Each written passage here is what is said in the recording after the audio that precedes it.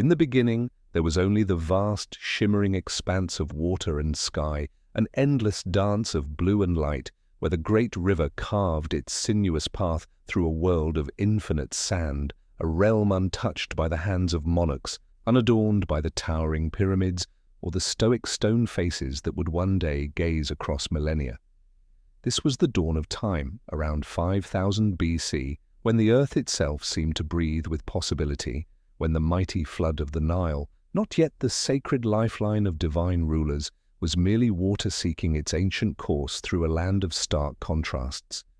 The river, relentless and untamed, surged each year, its waters swelling to sculpt the valley deeper, leaving behind a ribbon of black earth, rich and fertile, that would cradle the first whispers of human greatness.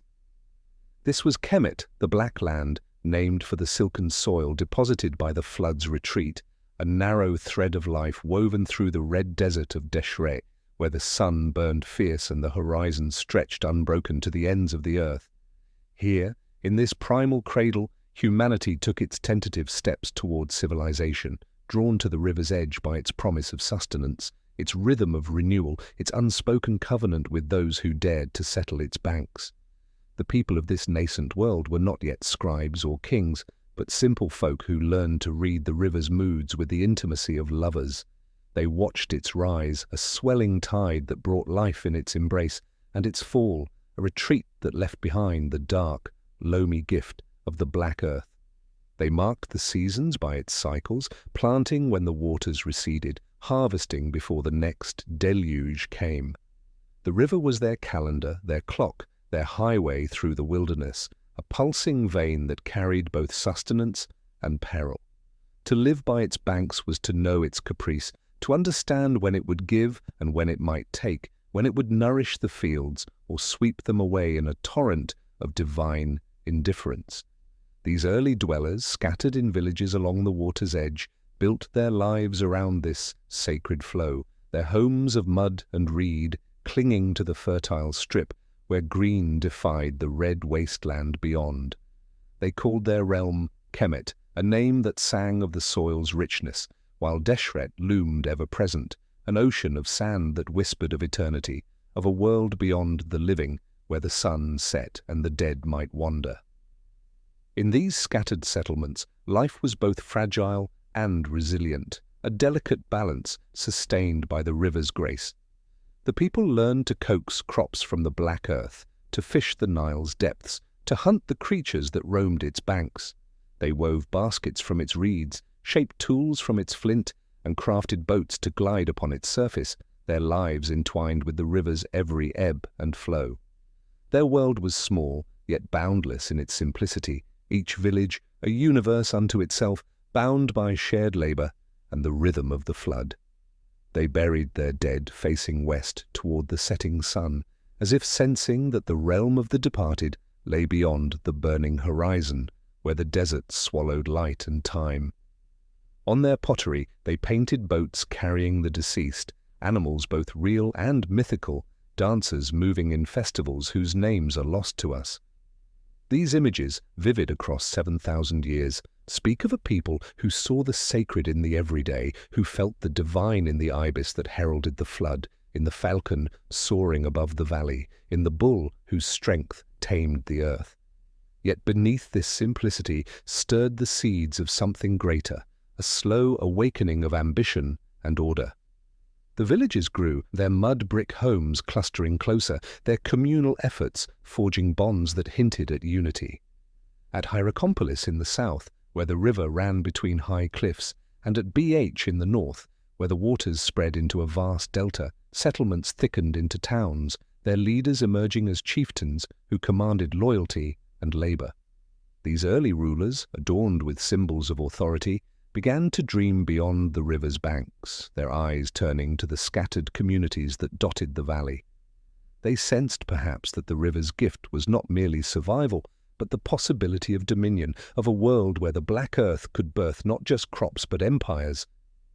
This was the first breath of civilization, drawn in the shadow of the Nile, where water and sand, life and desolation met in a delicate dance that would shape the destiny of a people, a land, a legacy that would endure through the ages, unbroken, eternal. Along the verdant banks of the great river, where the black earth gleamed under the sun's unyielding gaze, the scattered villages of Kemet began to pulse with a quiet, burgeoning vitality, their people weaving a tapestry of life that shimmered with the sacred and the mundane, around 5000 BC, when the world was still young and unscribed by history's pen. These were not yet the days of towering monuments or divine monarchs, but of humble folk who lived in rhythm with the Nile's eternal cadence, their days shaped by its rise and fall, their nights haunted by its whispers of life and peril. In these early settlements, from Hierakonpolis in the south, where cliffs cradled the river's flow, to BH in the north, where the waters fanned into a vast delta, communities grew like reeds in the fertile silt, their lives bound to the land's dark gift, their hearts attuned to the river's moods. Here, in this cradle of black earth, humanity began to dream beyond survival, to paint the first strokes of a civilization that would defy time itself, its roots sinking deep into the soil of Kemet, its branches reaching toward the stars. The people of these villages, bound by the river's grace, learned to see the divine in the world around them, their beliefs taking shape in the ibis that waded through the shallows, its curved beak a harbinger of the flood, in the falcon that wheeled above the valley, its wings slicing the sky like a god's gaze, in the bull whose mighty frame tore through the earth, carving furrows for seed and sustenance. They painted these visions on their pottery, their hands tracing boats that carried the dead across unseen waters, animals both real and dreamt, dancers swaying in festivals whose songs have long faded into silence. These images, etched with care, were not mere decoration, but whispers of a burgeoning faith, a sense that the world was alive with forces greater than themselves, forces that moved in the river's swell, in the desert's heat, in the stars that burned above the endless sand.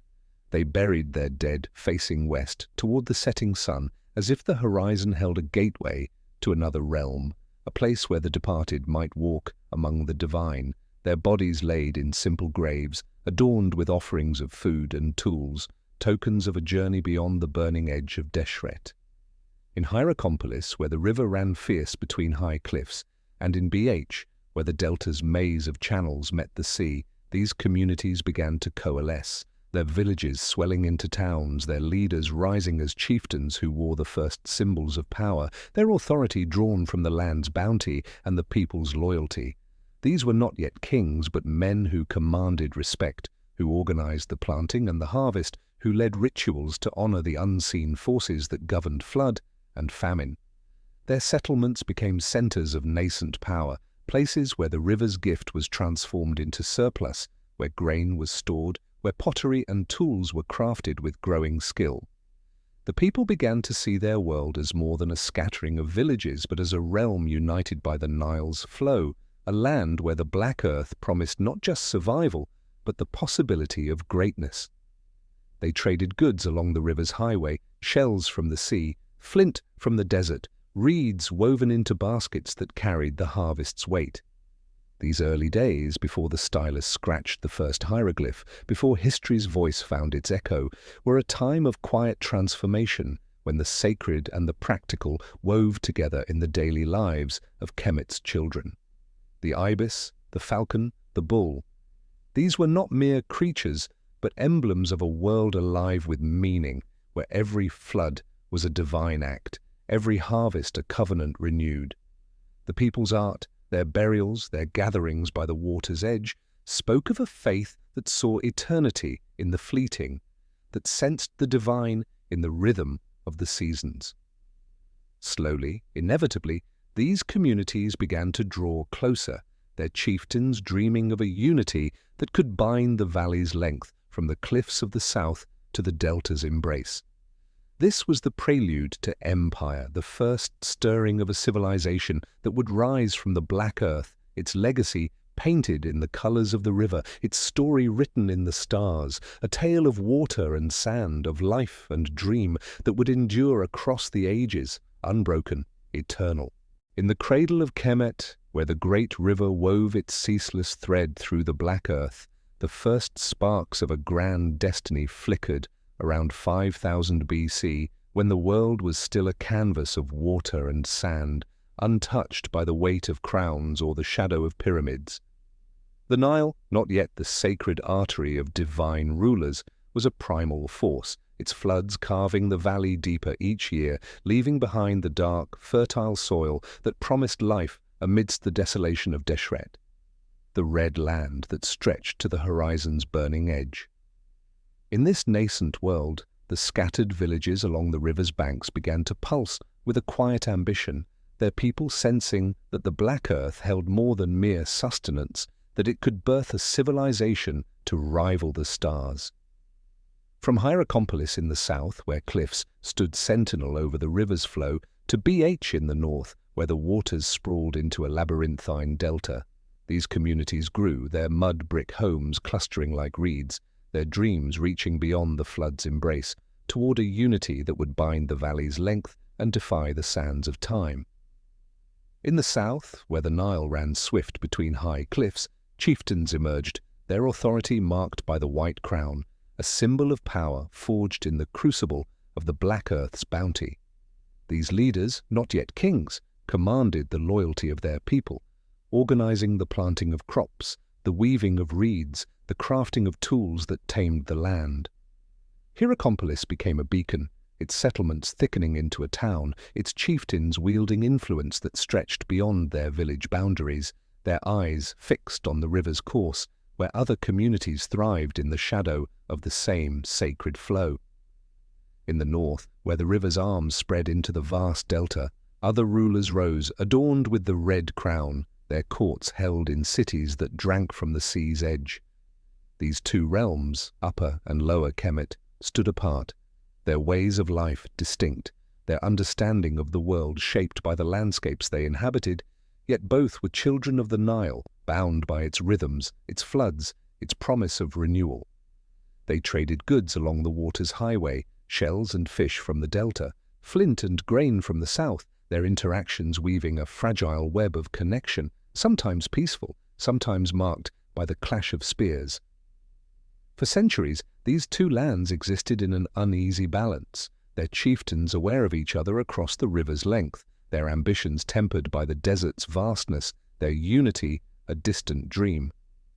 Sometimes they traded, bartering the fruits of their lands, pottery and tools passing between them like offerings to a shared god. Sometimes they warred, their conflicts brief but fierce, fought over the river's gifts or the pride of their leaders.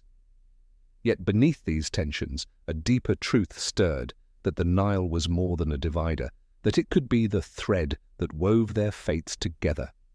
The people of Kemet, in their daily toil, their rituals by the water's edge, their burials facing the west, began to sense a greater purpose, a possibility that their scattered villages could become something more, a single realm united under a single will. Their beliefs, painted on pottery, whispered in prayers, reflected this dawning awareness, the ibis heralding the flood, the falcon soaring as a divine messenger, the bull ploughing the earth as a symbol of strength eternal. This was the foundation of a civilization yet to be born, a time when the seeds of empire were sown in the Black Earth, when the river's flow whispered of a future where chieftains might become kings, where villages might become cities, where the sacred and the mortal could merge in a divine order. The people of Kemet, living in the shadow of the Nile, felt the stirrings of this destiny, their lives shaped by the flood's rhythm, their dreams haunted by the desert's silence. They were not yet a nation, but a people bound by a shared reverence for the river, a shared hope that their world could endure beyond the fleeting seasons.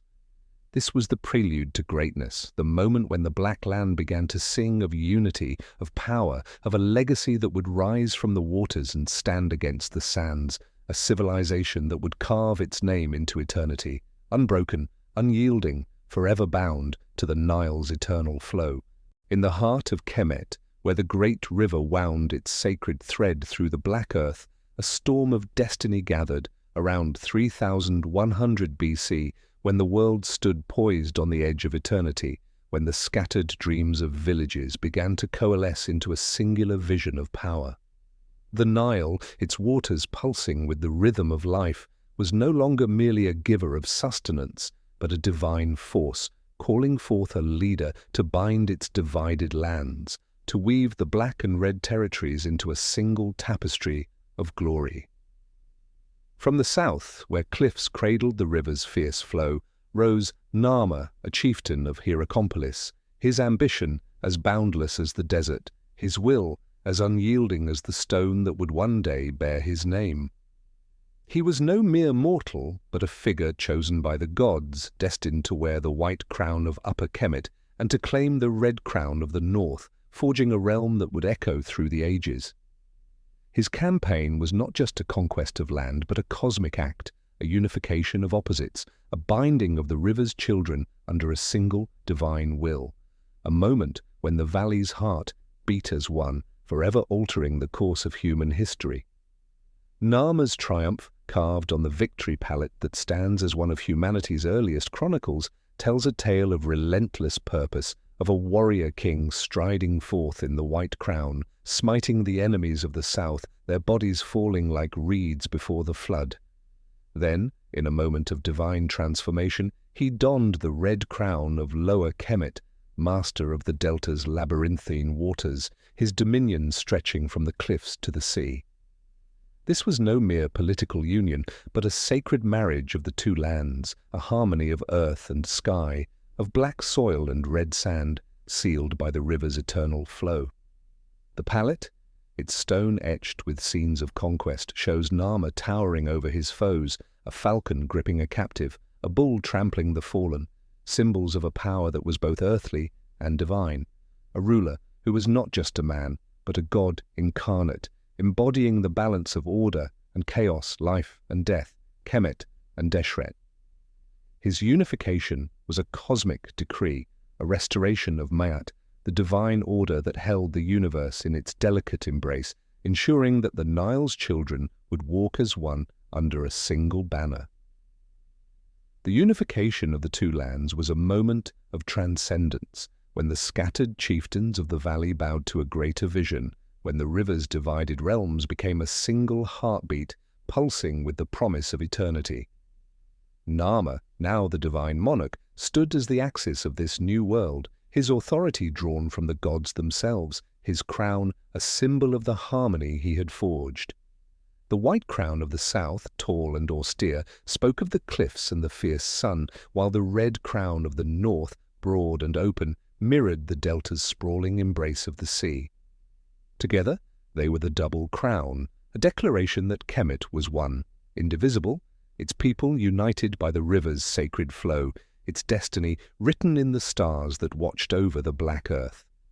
Narmer's victory was not merely the subjugation of rivals, but the creation of a new order where the divine and the mortal intertwined, where the king was both ruler and deity, his every act a reflection of the god's will, his every triumph a step toward immortality. This was the birth of a nation, a moment when the Nile's children ceased to be mere villagers and became a people bound by a shared purpose, their lives woven into the fabric of a realm that would endure for millennia. Narmer's unification was the spark that lit the flame of civilization, a fire that would burn through the ages, its light casting shadows of pyramids yet to rise, of cities yet to be built, of a legacy yet to be carved in stone. The river, once a divider of tribes, became the lifeline of a kingdom, its waters carrying the dreams of a people who saw in their king a bridge to the divine, a guardian of Ma'at, a sovereign whose name would echo like thunder across the water, resounding through history, eternal, unyielding, forever bound to the black earth's sacred promise. At the heart of the newly unified Kemet, where the Nile's sacred waters wove the black earth into a tapestry of eternal promise, a city rose, around 3100 BC, where the valley met the delta, where the dreams of a divine monarch took root in stone and ambition. Memphis, the great house, emerged at the junction of Upper and Lower Kemet, its mud-brick walls a testament to Narmer's vision, its streets pulsing with the lifeblood of a realm reborn, a capital destined to outlast Rome, to eclipse Babylon, to stand as the beating heart of a civilization that would defy the sands of time. Here, in this sacred meeting of river and land, the divine monarch built his throne, his court a crucible, where the scattered tribes of the Nile became a nation, where the black earth's bounty was transformed into the foundations of an empire. Memphis was not merely a city, but a cosmic axis, a place where north and south, mortal and divine, order and chaos converged, its very existence a hymn to Ma'at, the eternal balance that held the universe in its delicate embrace. In this nascent capital, the genius of Kemet's people blossomed, their hands crafting tools of governance, their minds weaving systems to bind a realm as vast as the river's reach. The hieroglyphs, sacred carvings born in the shadow of Memphis, were no mere marks on stone, but a language of eternity, capturing not just the practical tallies of grain and flood, but the poetry of the gods, the prayers of the faithful, the philosophy of a people who saw the divine in every ripple of the Nile. These signs, etched with reed and ink, were the voice of a civilization awakening, their intricate forms, birds, eyes, reeds, encoding the rhythms of the seasons, the decrees of the king, the whispers of the divine. The scribes, trained in the shadow of the palace, became the keepers of Kemet's soul, their styluses tracing the first threads of a literate society, their records transforming the fleeting into the eternal, their words carrying the weight of divine decree across the black earth's expanse. The calendar, too, was born in Memphis, a masterpiece of observation and reverence, its 12 months of 30 days plus 5 sacred days, mirroring the Nile's flood cycle and the stars' celestial dance. These days, when the gods themselves were said to have been born, were not mere markers of time, but a covenant with the divine, a rhythm that aligned the earthly with the cosmic, the mortal with the eternal. The people of Memphis, living in the city's embrace, saw their world reflected in this calendar, their lives ordered by the river's rise, their festivals timed to the stars' ascent, their king's authority rooted in the heavens.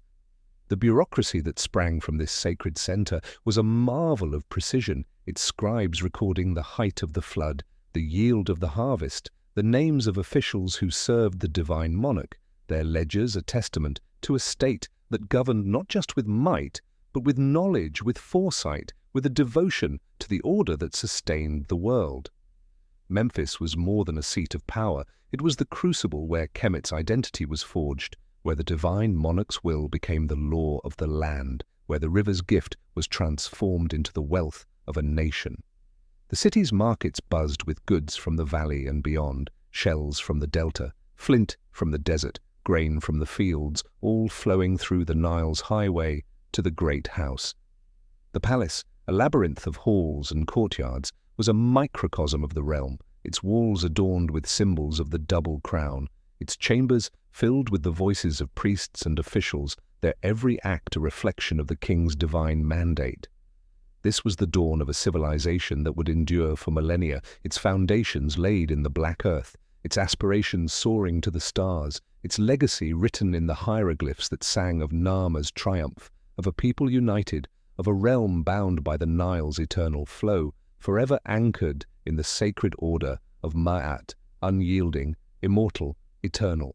In the radiant dawn of unified Kemet, where the Nile's sacred waters cradled the black earth in an embrace of eternal renewal, the divine monarch Narmer stood as a living deity, around 3100 BC, his double crown a beacon of harmony, his reign a bridge between the mortal and the divine, weaving the scattered threads of the river's children into a tapestry of everlasting glory.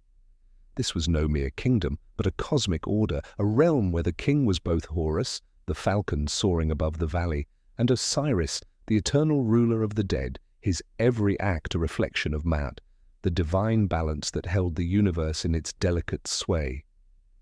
The unification of Upper and Lower Kemet, sealed by Narmer's conquest, was not just a triumph of arms but a sacred covenant, a promise that the black earth would birth a civilization to rival the stars, its people bound by the river's flow, its destiny written in the heavens. In this moment, the foundations of a divine kingship were laid, a principle that would endure for 3 millennia, shaping a realm where the monarch was not merely a ruler, but a god incarnate, a guardian of order, a sentinel against chaos. The divine monarchs of these early dynasties, their lives entwined with the Nile's rhythms, were seen as cosmic forces, their reigns a dance between the earthly and the eternal, their deaths not an end, but a transformation into the realm of Ra, the sun god, whose golden bark sailed across the sky. Their tombs, rising at Saqqara near Memphis, were not mere resting places, but gateways to eternity.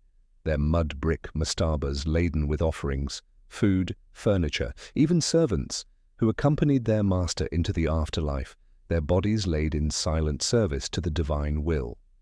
These monuments, built with devotion, reflected a profound belief in the continuity of existence, a conviction that the king's spirit would join the gods, his power undiminished by death, his legacy carved in the stone that mirrored the desert's timeless expanse. The people of Kemet, laboring in the shadow of these tombs, saw their king as the axis of their world, his life sustaining the flood's rhythm, his death ensuring the sun's eternal journey, his reign a bulwark against the chaos that lurked beyond the river's banks. Beyond the sacred precincts of Memphis, the realm reached outward, its ambition carried on the Nile's currents, its wealth drawn from the black earth and the lands beyond. Trade networks stretched like veins from the heart of Kemet, southward to Nubia, where gold and ivory gleamed in the royal court, eastward to the Sinai, where turquoise and copper enriched the workshops, northward across the Mediterranean, where the first whispers of contact with Mesopotamia and Anatolia stirred. These routes, plied by boats and caravans, brought not just goods, but ideas, weaving Kemet into the tapestry of the ancient world, its markets bustling with the bounty of distant lands, its artisans crafting treasures that spoke of a civilization awakening to its own power. The scribes, their styluses dancing across papyrus, recorded these exchanges, their hieroglyphs capturing the weight of grain, the gleam of gold, the names of traders who sailed the river's highway, their work a testament to a state that thrived not just on might, but on the precision of its memory. This was the genesis of a civilization that saw itself as eternal, its divine monarchs the embodiment of the god's will, its people the stewards of a sacred order that bound earth to sky, life to death, Kemet to the cosmos. The festivals that marked the year's passage, the rituals that honored the flood's rise, the chants that echoed in the temples, all were offerings to Maat, affirmations of a world where the king's divine authority held sway, where the Nile's gift was transformed into a legacy that would endure beyond the desert's reach. The early dynasties, their rulers, both Horus and Osiris, forged a template of kingship that would shape Kemet for millennia, their tombs a promise of eternity, their trade routes a declaration of ambition, their hieroglyphs a song of immortality. This was the dawn of a realm that would stand against time, its foundations rooted in the black earth, its aspirations soaring with the falcon's flight, its divine monarchs the eternal guardians of a civilization born from the river's embrace, unyielding, immortal, forever bound to the sacred order of Maat.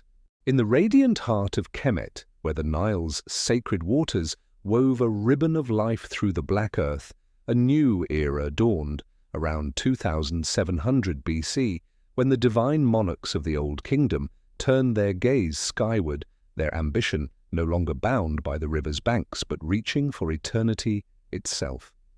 This was the age of architectural miracles, when stone was shaped into monuments that defied the sands of time, when the black earth's bounty fueled a civilization that sought to touch the stars. The divine kings, their authority rooted in the god's will, commanded their people to build not mere tombs but stairways to the divine, their creations a testament to Maat, the cosmic order that held the universe in balance. From the sacred precincts of Saqqara to the sunlit plateau of Giza, the architects of Kemet wrought wonders that would stand as sentinels of eternity, their stones whispering of a people who saw their destiny in the heavens, their legacy carved in the very bones of the earth. At Saqqara, where the river's embrace met the desert's edge, Imhotep, vizier and genius of King Djoser, unveiled a marvel that reshaped the world, the Step Pyramid, a towering cascade of 6 stone terraces rising like a ladder to the gods. And this was no mere tomb, but a cosmic bridge, its form echoing the primeval mound that emerged from the waters of creation, its stones quarried from the earth's heart, its design a hymn to the divine order that Djoser, as Horus incarnate, upheld. Imhotep, scribe, priest, architect, wove mathematics and faith into a structure that stood as tall as human ambition, its precincts adorned with columns carved like reeds, courtyards that mirrored the festivals of the living, walls that sang of the king's eternal journey. The Step Pyramid was a declaration not just of royal power, but of a civilization that could bend stone to its will, that could craft eternity from the fleeting gifts of the Black Earth, its silhouette a beacon across the valley, calling forth the age of pyramids. Further along the river's course, at Medum and Dashur, King Sneferu, relentless in his pursuit of perfection, pushed the boundaries of what stone could achieve, his experiments rewriting the language of architecture. At Medum, his first pyramid rose only to crumble, its outer casing slipping like sand through time, a lesson in ambition's limits. Undeterred, Sneferu built again at Dashur, the bent pyramid, its angles shifting mid-construction, a testament to trial and error, its form a dialogue between human ingenuity and divine aspiration. Yet it was the red pyramid, glowing warm under the sun's gaze, that crowned his efforts, its smooth slopes rising with flawless grace, the first true pyramid, a geometric hymn to the eternal. Sneferu's relentless vision transformed the desert, his monuments not just tombs, but anchors of Maat, their stones aligned with the stars, their chambers whispering of the king's journey to join Ra's solar bark, their legacy a blueprint for the wonders to come. The pinnacle of this era rose at Giza, where Khufu, son of Sneferu, commanded the greatest of all monuments, the Great Pyramid, a colossus of stone that stood as a mountain of human will, its precision a marvel that baffled even the gods.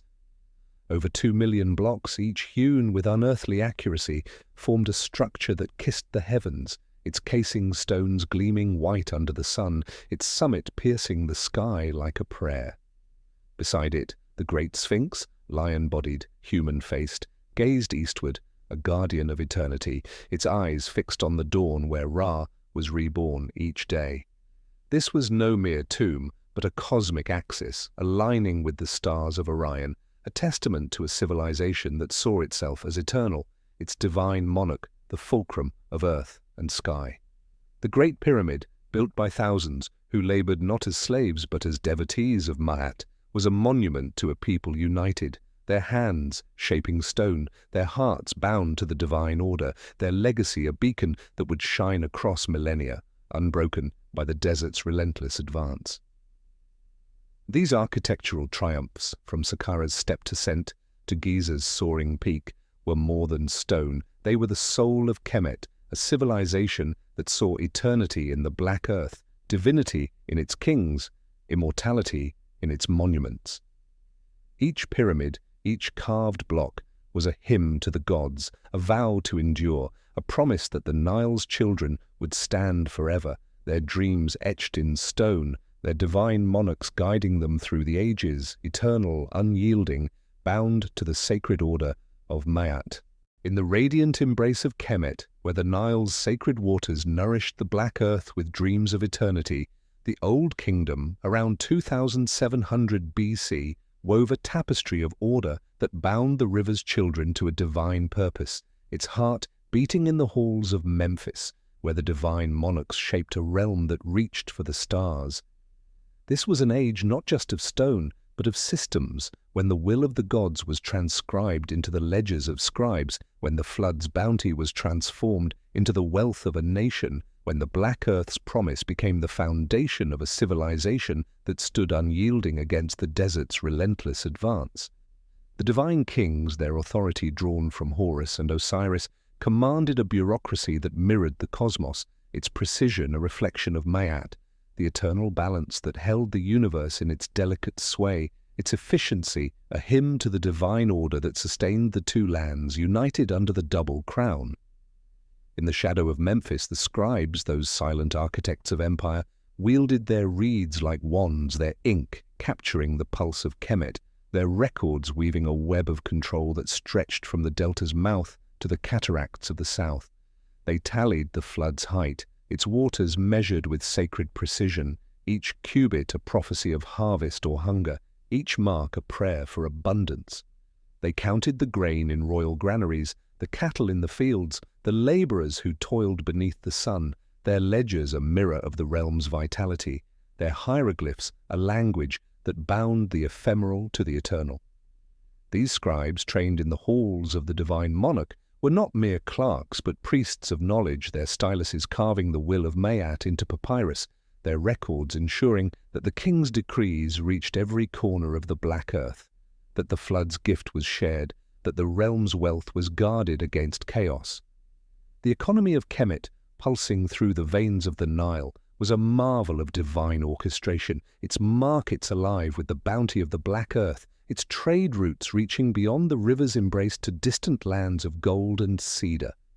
The divine monarchs, their vision as vast as the desert, commanded not just armies but laborers who built not as slaves but as devotees of a sacred order, their hands shaping the pyramids, their sweat mingling with the soil to create monuments that touched the heavens.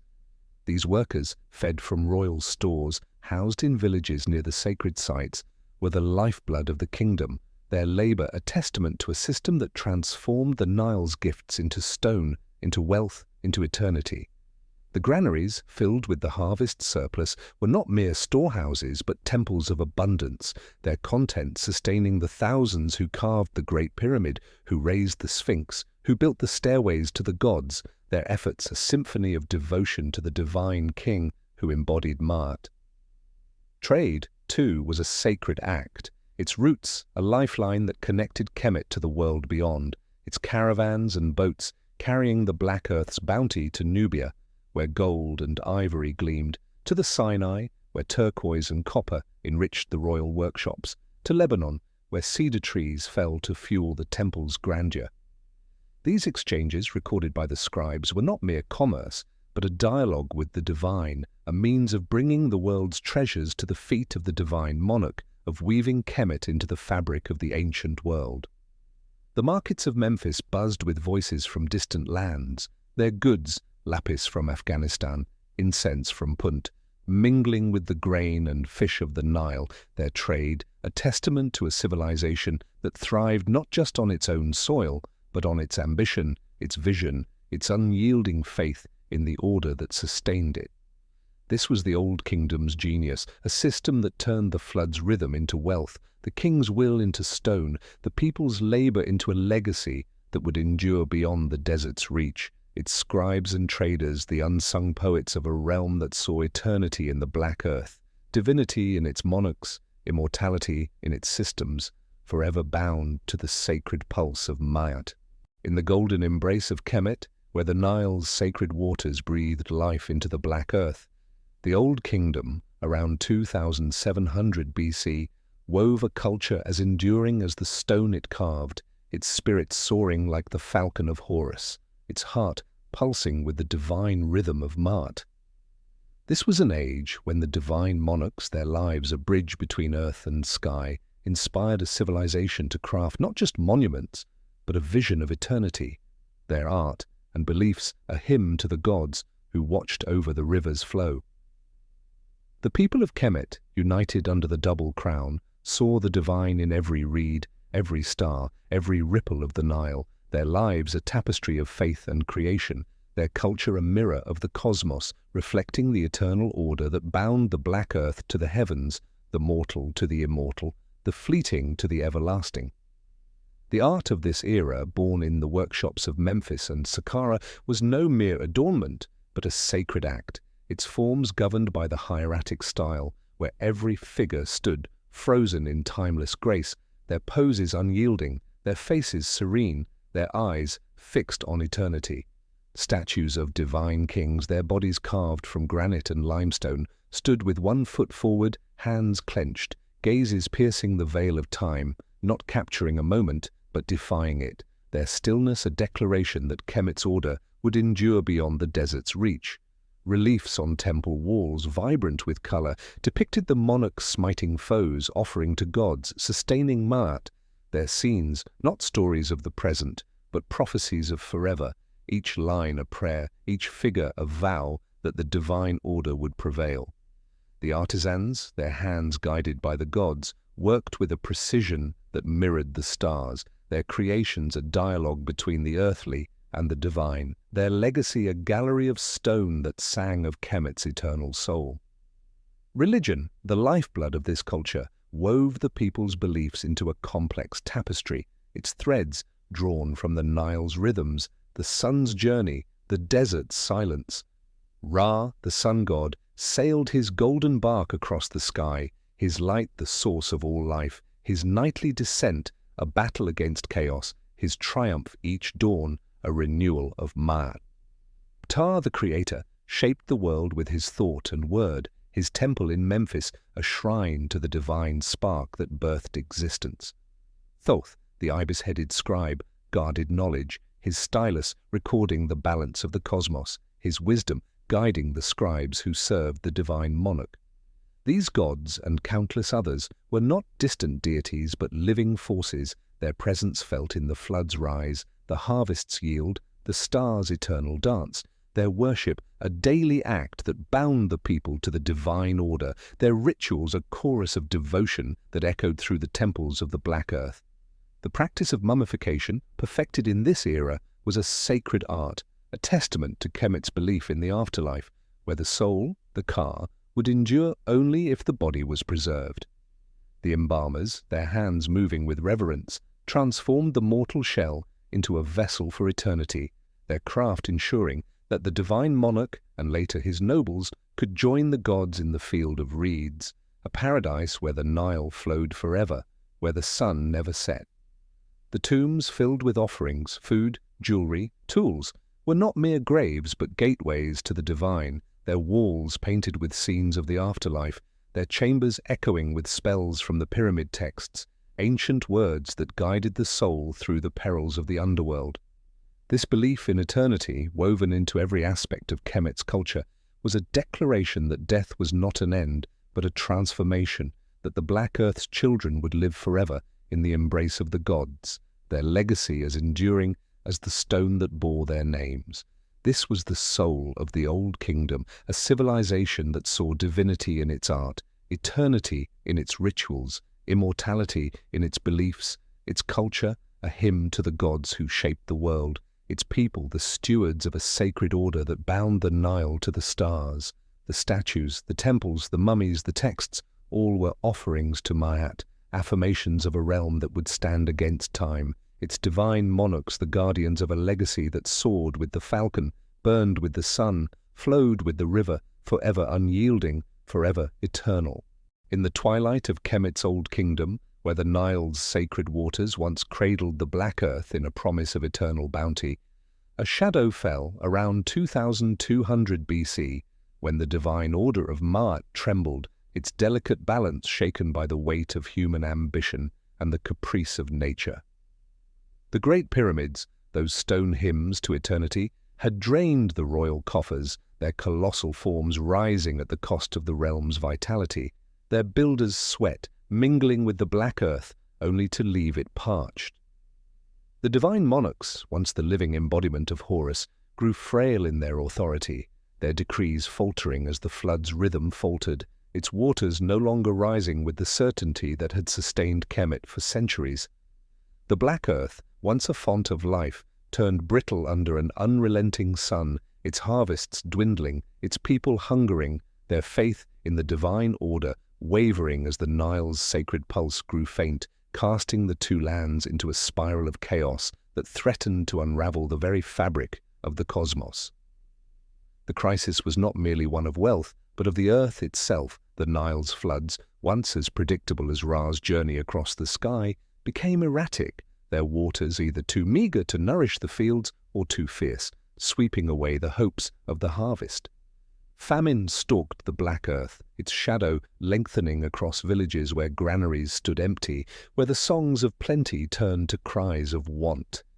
The divine monarchs, their power rooted in the flood's bounty, found their authority crumbling like the dry soil, their palaces in Memphis echoing with whispers of dissent, their divine mandate questioned by a people who saw the gods' favor slipping away. The nomarchs, governors of the provinces, once loyal servants of the double crown, grew bold in their independence, their loyalty shifting to their own lands, their own granaries, their own survival. These local lords, wielding power over the Black Earth's dwindling resources, carved out fiefdoms, their ambitions fracturing the unity Nama had forged, their defiance a crack in the foundation of Ma'at, the sacred order that had held Kemet aloft. The economy, once a mighty river of grain and trade, stagnated, its currents choked by the failure of the flood, its markets silenced as the caravans from Nubia and Sinai dwindled, their goods no longer flowing to Memphis's great house. The laborers who had built the pyramids, once fed by royal stores, now wandered in search of sustenance, and their villages abandoned, their tools idle, their dreams of eternity buried beneath the weight of hunger. The royal court, once a beacon of divine authority, became a hollow shell, its scribes recording not the triumphs of the king, but the laments of a realm undone, their hieroglyphs tracing the decline of a civilization that had once reached for the stars. The temples, once vibrant with offerings to Ra and Ptah, grew quiet, their priests struggling to maintain the rituals that sustained Ma'at, their voices drowned by the cries of a people who saw the gods turning their faces away, leaving the black earth to wither under a merciless sky. This was a time of unraveling, when the divine order that had bound Kemet together seemed to dissolve, when the Nile's sacred covenant appeared broken, when the harmony of the two lands shattered into fragments of despair. The divine monarchs, their power eroding, could no longer command the loyalty of the nomarchs, their decrees ignored as the provinces turned inward, their unity a fading memory in the face of survival's harsh demands. The people, once united under the double crown, now fought over scraps of the Black Earth's bounty, their villages turning against one another, their faith in the divine king replaced by the primal need to endure. The crisis was not just of the body but of the soul, a time when Kemet's children questioned the gods who had once guided them, when the sacred order of Ma'at seemed a fragile myth, its promise of eternity mocked by the hunger that gnawed at the heart of the realm. Yet even in this darkness the Black Earth held a flicker of resilience, a whisper of hope that the Nile's rhythm would return, that the divine order would be restored, that Kemet would rise again, its legacy enduring beyond the chaos, its spirit unyielding, forever bound to the sacred pulse of the river that had birthed it. In the shadowed heart of Kemet, where the Nile's once sacred waters faltered in their ancient rhythm, the first intermediate period, around 2200 BC, descended like a storm upon the black earth, shattering the divine order of Ma'at, unraveling the unity that had bound the two lands under the double crown. The divine monarchs, their authority crumbling like the dry soil of a failed harvest, could no longer hold the realm together, their decrees fading into the wind as the Nile's floods grew erratic, their divine mandate questioned by a people gripped by hunger and despair. The Black Earth, once a cradle of life, became a battleground, its villages torn by strife, its fields contested by those who once shared the river's bounty. This was an age of fracture, when the cosmic harmony forged by Nama dissolved into chaos, when the sacred covenant of the Nile seemed broken, when Kemet's children turned against one another, their world a fragmented mosaic of survival, its pieces scattered across the desert's unyielding expanse. The realm, once a symphony of order, descended into a cacophony of division, its provinces ruled by nomarchs who defied the divine monarch, their loyalty shifting to their own lands, their own granaries, their own power. Memphis, the great house that had stood as the heart of Kemet, became a hollow echo, its palaces silent, its markets stilled, its scribes recording not the triumphs of empire, but the laments of a land undone.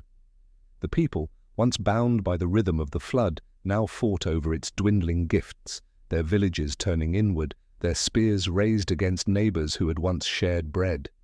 The social order, once a reflection of Ma'at, collapsed under the weight of desperation, servants seizing the wealth of their masters, farmers donning the fine linen of the elite, the sacred rites of burial abandoned as the living struggled to survive.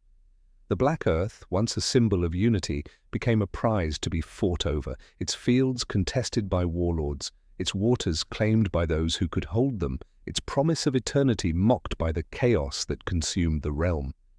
The temples, once vibrant with offerings to Ra and Ta, grew desolate, their priests struggling to maintain the rituals that had once sustained the divine order, their voices drowned by the cries of a people who saw the gods' favor slipping away. The sacred festivals, once a celebration of the Nile's bounty, became memories, their songs replaced by the wails of famine, their dances stilled by the weight of hunger.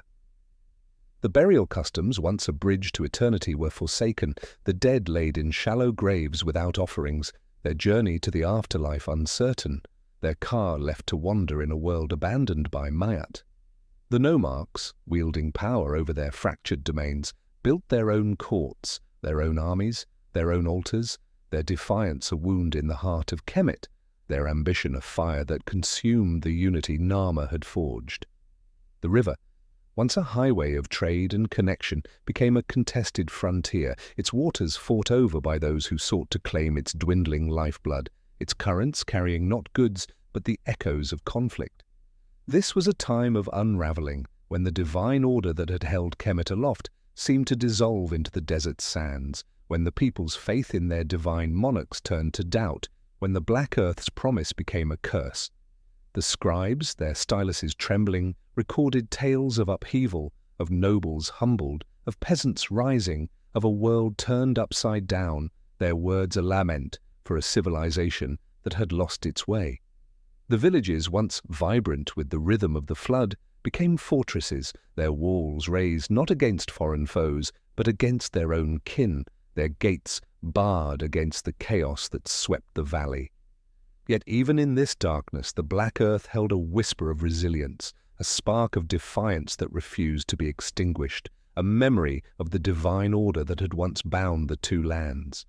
This was the crucible of Kemet's rebirth, a time when the chaos of division sowed the seeds of renewal, when the Nile's children, battered but unbroken, began to dream of unity once more, their legacy a flame that flickered in the shadow of despair, waiting to rise again, unyielding, forever bound to the sacred pulse of the river that had birthed their world.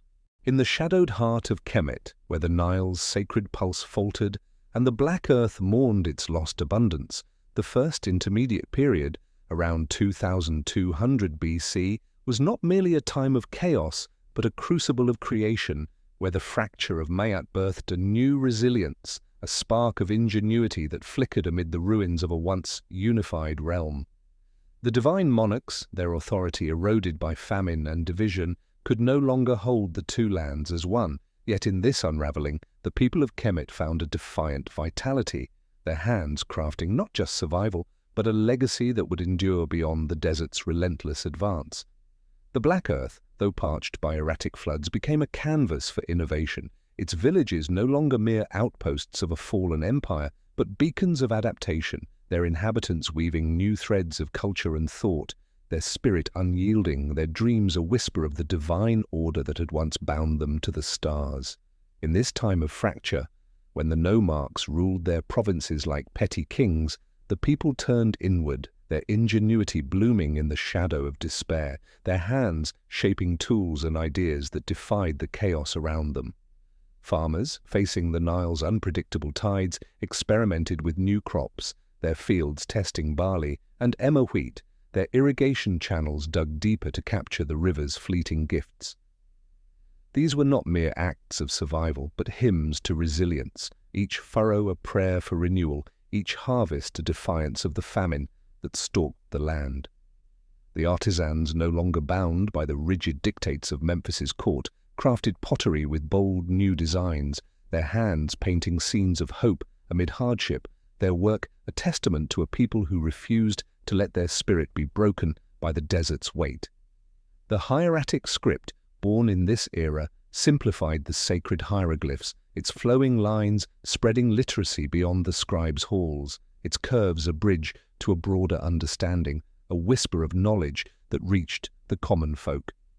The texts of this period, etched in the dim light of a fractured realm, sang of a deeper introspection, their words not just laments, but reflections on the soul of Kemet, its place in a cosmos that seemed to have turned its back. The Dialogue of a Man with His Soul, a masterpiece of this era, was no mere poem, but a philosophical quest, its verses wrestling with life's fleeting nature, its lines probing the balance between despair and hope, mortality and eternity. These writings, inscribed on papyrus and tomb walls, were not the decrees of divine monarchs, but the voices of a people grappling with their own existence, their thoughts a mirror of a civilization that sought meaning amid chaos. The coffin texts emerging in this time replaced the royal pyramid texts, their spells no longer reserved for kings, but shared with nobles and commoners, their words a democratized path to the afterlife, a vow that every soul could seek the field of reeds where the Nile flowed forever under a benevolent sky. This was a time when the Black Earth, though scarred by division, became a cradle of creativity, its people forging new ways to live, to think, to dream, their innovations a spark that would light the path to Kemet's rebirth. The nomarchs, though defiant of central rule, patronized local artisans, their courts fostering music and poetry that echoed the valley's resilience, their tombs adorned with scenes of abundance that defied the famine's grip. The villages, scattered yet vibrant, became laboratories of survival, their inhabitants adapting to the Nile's whims, their communities bound not by a single crown, but by a shared will to endure. This was the paradox of chaos that in the unraveling of Mayat, Kemet found a new strength, its people crafting a culture that was not just a shadow of the old kingdom, but a prelude to a new dawn. The Black Earth, though tested, held the seeds of renewal, its children writing their defiance in script and song, their legacy a flame that burned through the darkness, a testament to a civilization that would rise again, its spirit unyielding, its dreams forever bound to the sacred pulse of the Nile, eternal, unbroken, enduring through the ages. In the shadowed aftermath of Kemet's fracture, where the Nile's sacred waters whispered of a lost harmony, the Middle Kingdom rose, around 2050 BC, its dawn a radiant defiance of the chaos that had torn the two lands asunder, its heart beating in the city of Thebes, where a warrior king forged a new era from the ashes of despair.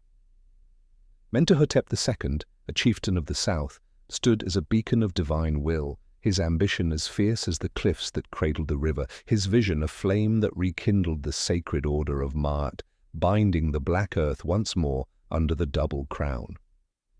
This was not merely a restoration, but a rebirth, a moment when the Nile's children, battered by famine and division, found their unity renewed, their faith in the divine monarch restored, their destiny woven again into the cosmic tapestry, where the river's flow mirrored the stars' eternal dance, where Kemet's soul rose unyielding against the desert's relentless embrace.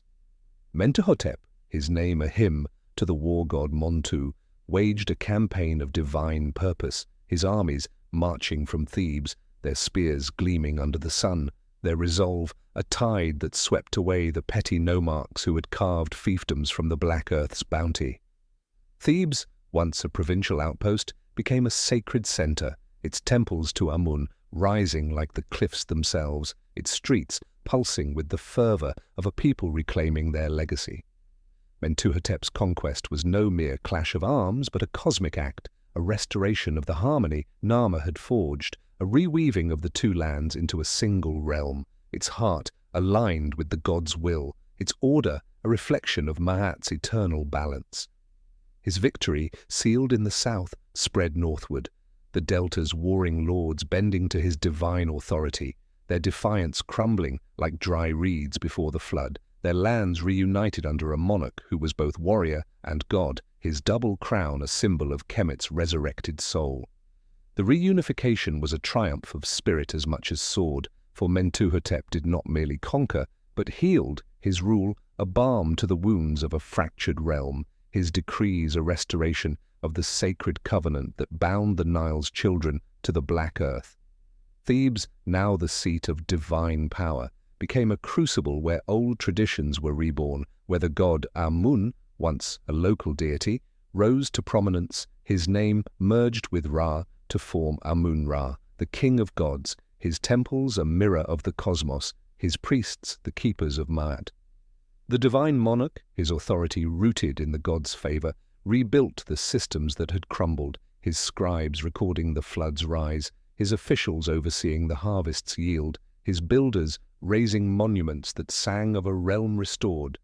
The black earth, once parched by chaos, bloomed again, its fields nourished by the Nile's return, its people united in their devotion to a king who embodied the divine order, their labor a prayer for eternity. This new era, born in the crucible of Thebes, was a testament to Kemet's resilience, its people no longer scattered tribes, but a nation forged anew, their faith in the divine monarch a flame that burned through the shadows of the past.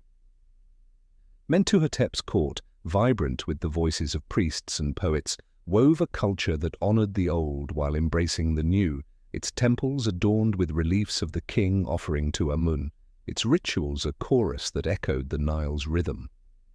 The reunification was not just a political act, but a spiritual renewal, a moment when the Black Earth's children looked to the stars and saw their destiny reflected, their lives bound to a divine order that promised continuity, prosperity, eternity. The nomarchs, once defiant, swore loyalty to the double crown, their provinces woven into the fabric of a realm that stretched from the cataracts to the sea, its unity a hymn to Ma'at, its legacy a flame that would burn through the ages. This was the dawn of the Middle Kingdom, a time when Kemet rose from the ashes of chaos, its divine monarch a beacon of divine will, its people a chorus of resilience, their hands shaping a future that would endure beyond the desert's reach. Mentuhotep II, his name eternal, forged a realm that was not just a kingdom, but a covenant, its heart beating in the temples of Thebes, its soul bound to the Nile's sacred flow, its legacy a testament to a civilization that defied the sands of time, unyielding, immortal, forever anchored in the Black Earth's sacred promise. In the resplendent heart of Kemet, where the Nile's sacred waters wove a lifeline through the Black Earth, the Middle Kingdom, around 2050 BC, bloomed as a radiant testament to a civilization reborn, its soul pulsing with the divine rhythm of Ma'at, its people crafting a culture and economy that sang of resilience and eternal renewal. Thebes, the southern jewel, stood as the crucible of this revival, its temples to Amun-Ra gleaming under the sun, its streets alive with the voices of poets and artisans, their creations a hymn to a realm restored from the ashes of chaos. This was an era not merely of survival but of flourishing, when the divine monarchs, their authority rooted in the god's favor, transformed the Black Earth's bounty into a tapestry of prosperity, their vision weaving the two lands into a vibrant whole, their legacy a flame that burned against the desert's unyielding expanse, forever bound to the Nile's sacred flow. The culture of this age was a luminous thread in Kemet's story, its literature a mirror of a people who saw their lives as both earthly and divine, their tales etched with the wisdom of a civilization that had tasted chaos and chosen order. The tale of Sinuhe, a masterpiece born in the halls of Thebes, was no mere story, but a journey of the soul, its verses tracing the path of a man torn from his homeland, his heart wrestling with loyalty and exile, his return a testament to Kemet's enduring pull.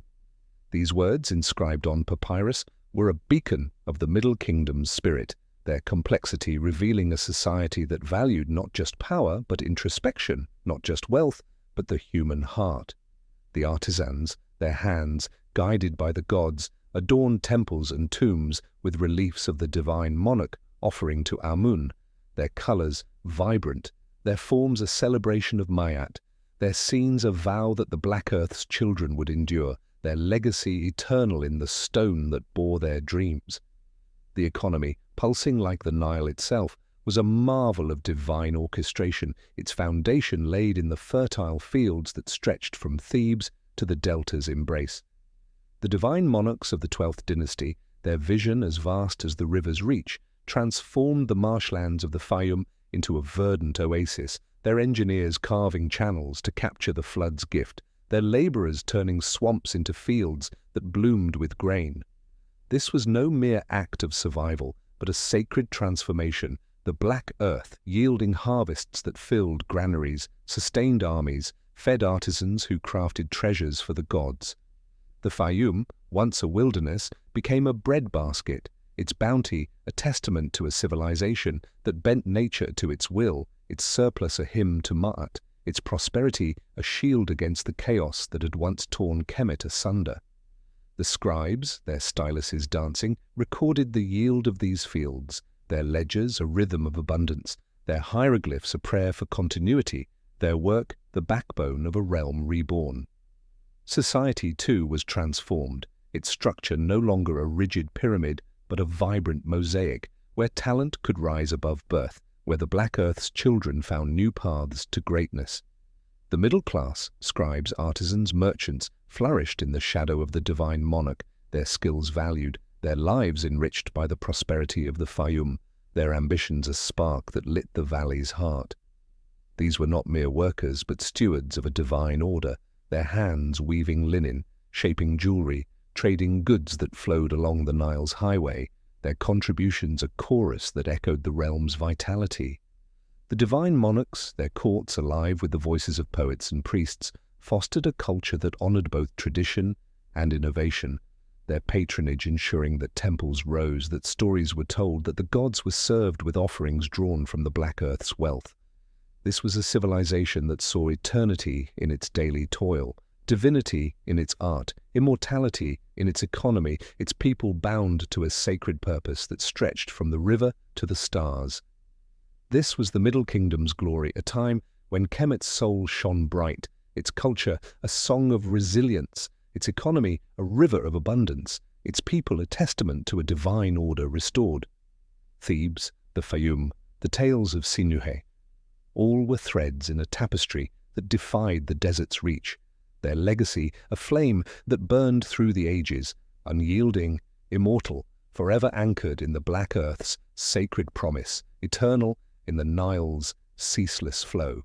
In the waning light of Kemet's Middle Kingdom, where the Nile's sacred waters once wove a tapestry of prosperity through the Black Earth, a subtle shadow crept around 1800 BC, when the divine order of Ma'at, though radiant, began to fray at its edges, its harmony tested by the weight of time and the ambitions of men. Thebes, the resplendent heart of the realm, still stood proud, its temples to Amun-Ra gleaming under the sun, its fields blooming with the Fayum's bounty. Yet beneath this splendor stirred the seeds of decline, a quiet unraveling that whispered of challenges yet to come. The divine monarchs, their authority rooted in the gods' favor, had forged a realm of unity and abundance, but the Black Earth's promise, though fertile, could not shield Kemet from the tides of change, from the influx of outsiders, from the restlessness of its own nobles, from the slow erosion of a divine order that had once seemed eternal, unyielding, forever bound to the Nile's sacred flow. The prosperity of the Middle Kingdom, a beacon that drew the gaze of distant lands, became its own vulnerability, its wealth a siren's call to wanderers from the Levant, who crossed the Sinai's sands to settle in the delta's fertile embrace. These newcomers, their numbers swelling like the river's flood, brought not just hands to till the soil, but customs and voices that mingled with Kemet's own, their presence a subtle shift in the balance of the Black Earth. They built homes in the delta's maze, their settlements growing into towns, their lives entwining with the Nile's rhythm. Yet their roots lay elsewhere, their loyalties uncertain, their influence a quiet tide that lapped at the foundations of Ma'at. The divine monarchs, their courts alive with the bounty of the Fayum, welcomed these settlers for their labor, their trade, their contributions to the realm's wealth, yet failed to see the slow fracture they sowed, a division that would one day challenge the unity Nama had forged, the harmony Mentuhotep had restored. Within Kemet's own heart, the nomarchs, those provincial lords who had sworn loyalty to the double crown, began to stir with ambition, their eyes turning from Thebes to their own domains, their hands grasping the Black Earth's wealth for their own glory. These governors, once pillars of the divine monarch's rule, grew bold in their independence, their granaries swelling with grain, their courts mimicking the splendor of the royal palace, their allegiance wavering as they prioritized local power over the realm's unity. The 12th dynasty, its kings wise and strong, had built a system of irrigation and defense that sustained the Black Earth, yet their successors, numerous and fleeting, lacked the vigor to hold the nomarchs in check, their decrees growing faint, their authority a shadow of the divine mandate that had once bound the two lands.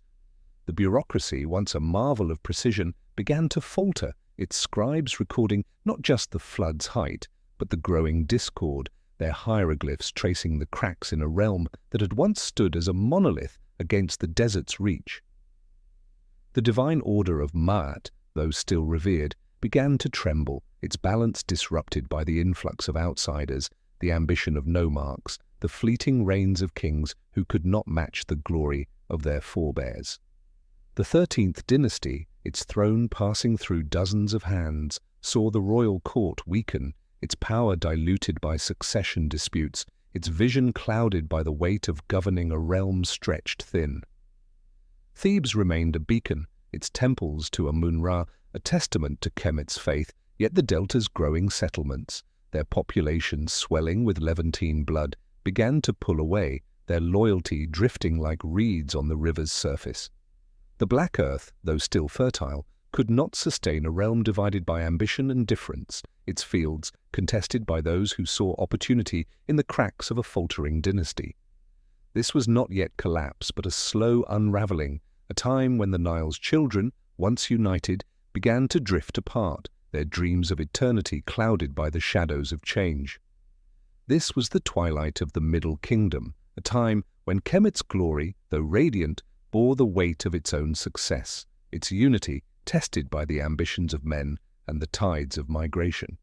The Black Earth, still a cradle of life, whispered of challenges to come, its people standing at a crossroads, their legacy aflame, flickering in the gathering dusk, yet unyielding, forever bound to the sacred pulse of the Nile, eternal in its promise, resolute in its will to endure. Around 1700 BC, a shadow fell across the sacred valley of the great river. A tide of strangers from the east, the Hyksos, known to themselves as Heka Kasut, masters of foreign lands, swept into the northern reaches of Kemet, not as barbarian hordes crashing against the ancient order, but as a subtle, relentless wave, their arrival less an invasion than an infiltration, a gradual claiming of the rich, black earth of the delta. These were no crude nomads, but a sophisticated people, traders, craftsmen, and warriors from the Levant, who had long mingled with the northern folk, their caravans threading through the markets of Memphis, their wares of bronze and pottery blending with the local crafts. For generations they had been a quiet presence, their numbers swelling in the shadow of a weakening realm, where the 13th dynasty's parade of fleeting pharaohs, each barely etching their name into the stone of history, left the land fractured, its rulers too feeble to stem the tide. The Hyksos, with their alien ways and unyielding ambition, saw opportunity in this chaos, their leaders declaring dominion over a land that could no longer muster the strength to resist.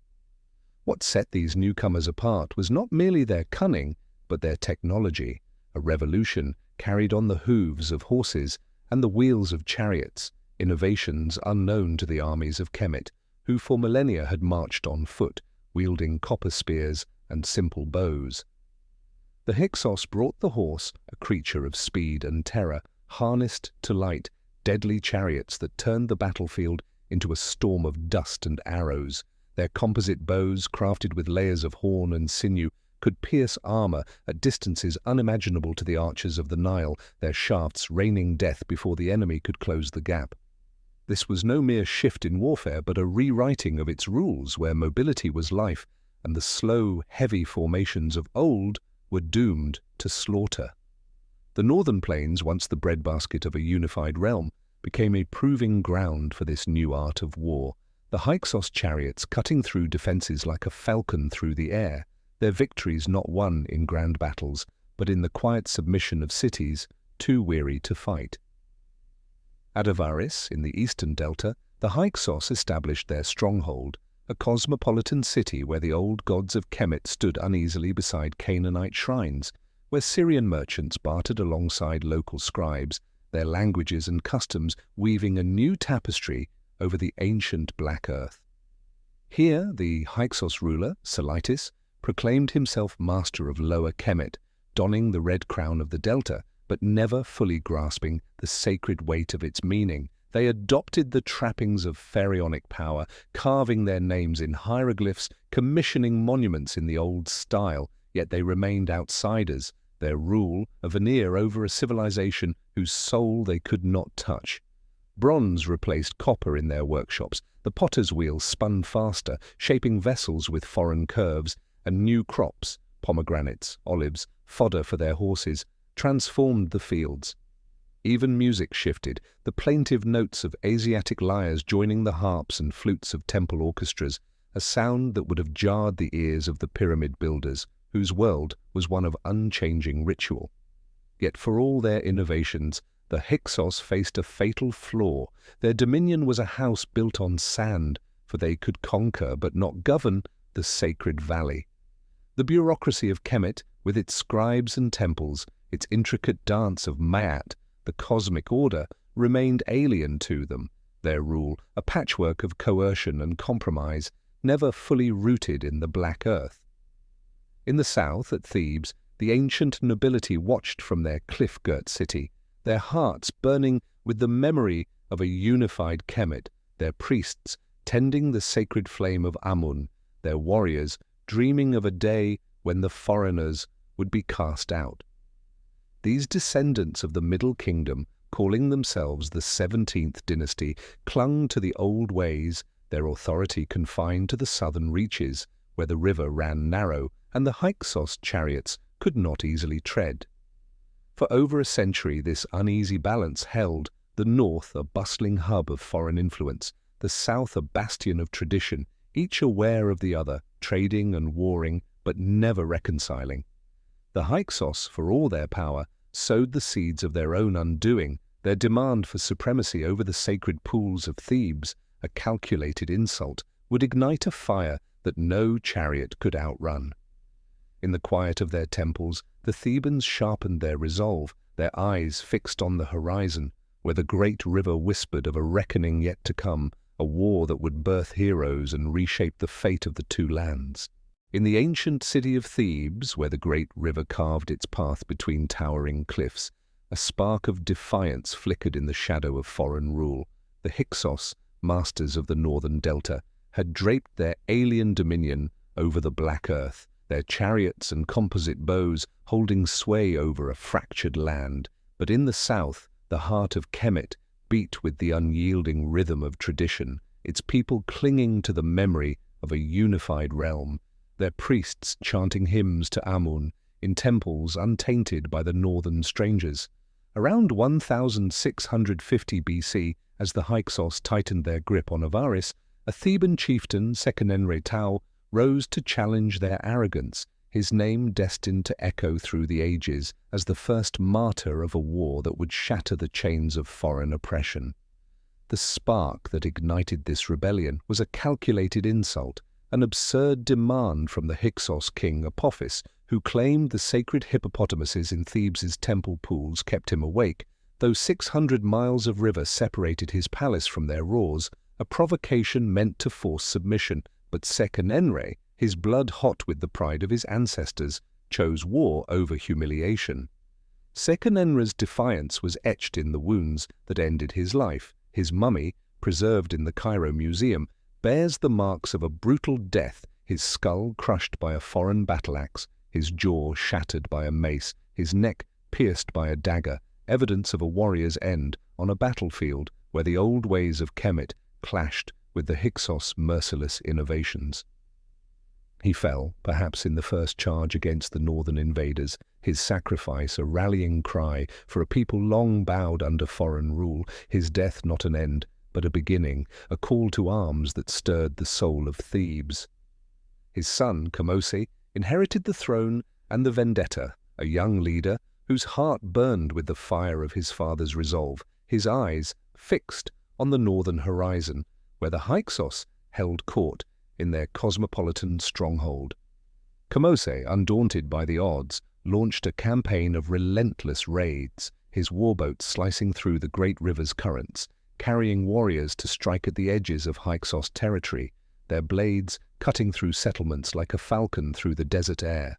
Kamose's victories, recorded on his victory stela at Karnak, speak of a lion's ferocity, his forces descending on Hyksos outposts, seizing slaves, cattle, milk, fat, and honey, dividing the spoils among his men, their courage unyielding against the foreigners' superior technology. He sailed north, he declared, by the command of Amun, his army like predators tearing through their prey, each raid a wound to the Hyksos's pride, each victory a step toward reclaiming the sacred valley. Yet, for all his triumphs, Kamose's campaigns were but lightning strikes, brilliant, fleeting, unable to hold the ground they scorched. The south lacked the wealth of the delta, its trade routes cut off from the Mediterranean, its resources too meager to sustain a prolonged war against an enemy entrenched in the richest lands of Kemet. The Hyksos, with their chariots and bronze, remained a formidable foe, their cities fortified, their armies mobile, their coffers filled with the bounty of northern trade. The war Kamose waged was a testament to Theban resilience, but it revealed the limits of defiance without dominion. His raids disrupted the Hyksos complacency, yet they could not dislodge their hold on Avaris, the heart of their power, where foreign gods mingled with the old, where the rhythms of Kemet were drowned in the clamor of a new order. Kamose's campaigns, though bold, were not enough to unify the two lands. His victories were sparks in the dark, illuminating the path but not yet clearing it. His death, whether in battle or by fate's quieter hand, left the struggle to his younger brother, Ahmose, a name that would soon thunder across the valley. The Thebans, their spirits forged in the crucible of loss, looked to Ahmose with a hope tempered by sacrifice, their resolve unshaken, their eyes fixed on the great river, which carried not only the lifeblood of their land, but the promise of liberation. Kamose's raids had bloodied the Hyksos, but the true reckoning awaited, a war that would demand not just courage but cunning, not just defiance but strategy, a war that would birth an empire from the ashes of oppression, its first steps taken in the shadow of Seqenenre's broken skull, its final triumph yet to be carved in the stone of history. In the twilight of the Second Intermediate Period, around 1550 BC, the sacred valley of the great river trembled with the stirrings of rebirth. The Hyksos, those foreign masters of the northern delta, held sway with their chariots and bronze, their city of Avaris, a bustling hub where alien gods stood beside the ancient deities of Kemet. Yet, in Thebes, where the cliffs rose like sentinels, a new fire kindled, its flames fed by the blood of Seqenenre and the raids of Kamose. But it was Ahmose, the younger brother, who would forge these embers into a blaze that would sear the invaders from the black earth. Ahmose, heir to a vendetta and a vision, understood that the liberation of Kemet demanded more than fleeting strikes. It required a war of unrelenting purpose, a campaign to shatter the Hyksos's grip and restore the unity of the two lands, not as a return to the fragile past, but as the dawn of an empire that would stretch beyond the river's embrace. Unlike his brother, whose raids had stung but not slain the Hyksos beast, Ahmose saw the truth. Victory lay not in scattered triumphs, but in the systematic destruction of the enemy's heart. He adopted their own weapons against them, mastering the chariot, the composite bow, the bronze blade, turning their innovations into tools of their downfall. His armies, forged in the crucible of Theban resolve, were no longer the foot soldiers of old, but a force that moved with the speed of horses, their arrows piercing the dust clouds of the delta, their resolve unbreakable, their faith in Amun unyielding. Ahmose's genius was not merely martial. He grasped that true power required legitimacy. The sacred mantle of Maat, the cosmic order that bound Kemet to its gods, he ruled not as a warlord, but as a pharaoh, his authority rooted in the ancient rituals of Thebes, his name carved in hieroglyphs that echoed the divine decrees of Nama's time. The siege of Avaris, the Hyksos stronghold, became the crucible of this new age. For years, Ahmose's forces encircled the city, their warboats choking the river's flow, their troops cutting off trade routes that had fed the foreigners' wealth. Within the walls, families who had called the Delta home for generations faced a grim choice: flee to their ancestral lands in the Levant or face the wrath of a resurgent Kemet. The siege was no mere blockade. It was a statement, a declaration that the sacred valley would no longer bend to foreign rule. When Avaris fell, its gates broken, its streets silent, Ahmose did not merely conquer, he eradicated, pursuing the Hyksos leaders into their Palestinian strongholds, ensuring their shadow would never again darken the Nile. This was no act of vengeance, but a cosmic restoration, the reassertion of Ma'at over chaos, the black earth reclaimed for its rightful children. The expulsion of the Hyksos was more than a military triumph. It was a transformation. Ahmose, who began as a defender of Theban pride, emerged as the architect of an empire. The chariots that had once brought terror now carried Kemet's warriors beyond their ancestral borders, into Nubia, into the Levant, their blades forging a dominion that stretched from the Fourth Cataract to the edges of Mesopotamia. The administrative genius of the Middle Kingdom, refined in the fires of war, was reborn. Scribes recorded the spoils of conquest, gold, ivory, captives, while priests chanted hymns to Amun, whose favor had guided the victory. Thebes, once a bastion of resistance, became the heart of a new power, its temples gleaming with the wealth of foreign lands, its streets alive with the confidence of a people reborn. Yet this victory carried a deeper legacy. The Hyksos, in their hubris, had taught Kemet the art of war. Their chariots and bows, once instruments of oppression, became the tools of liberation. The trauma of foreign rule had forged a new resilience, a determination never again to suffer the yoke of outsiders.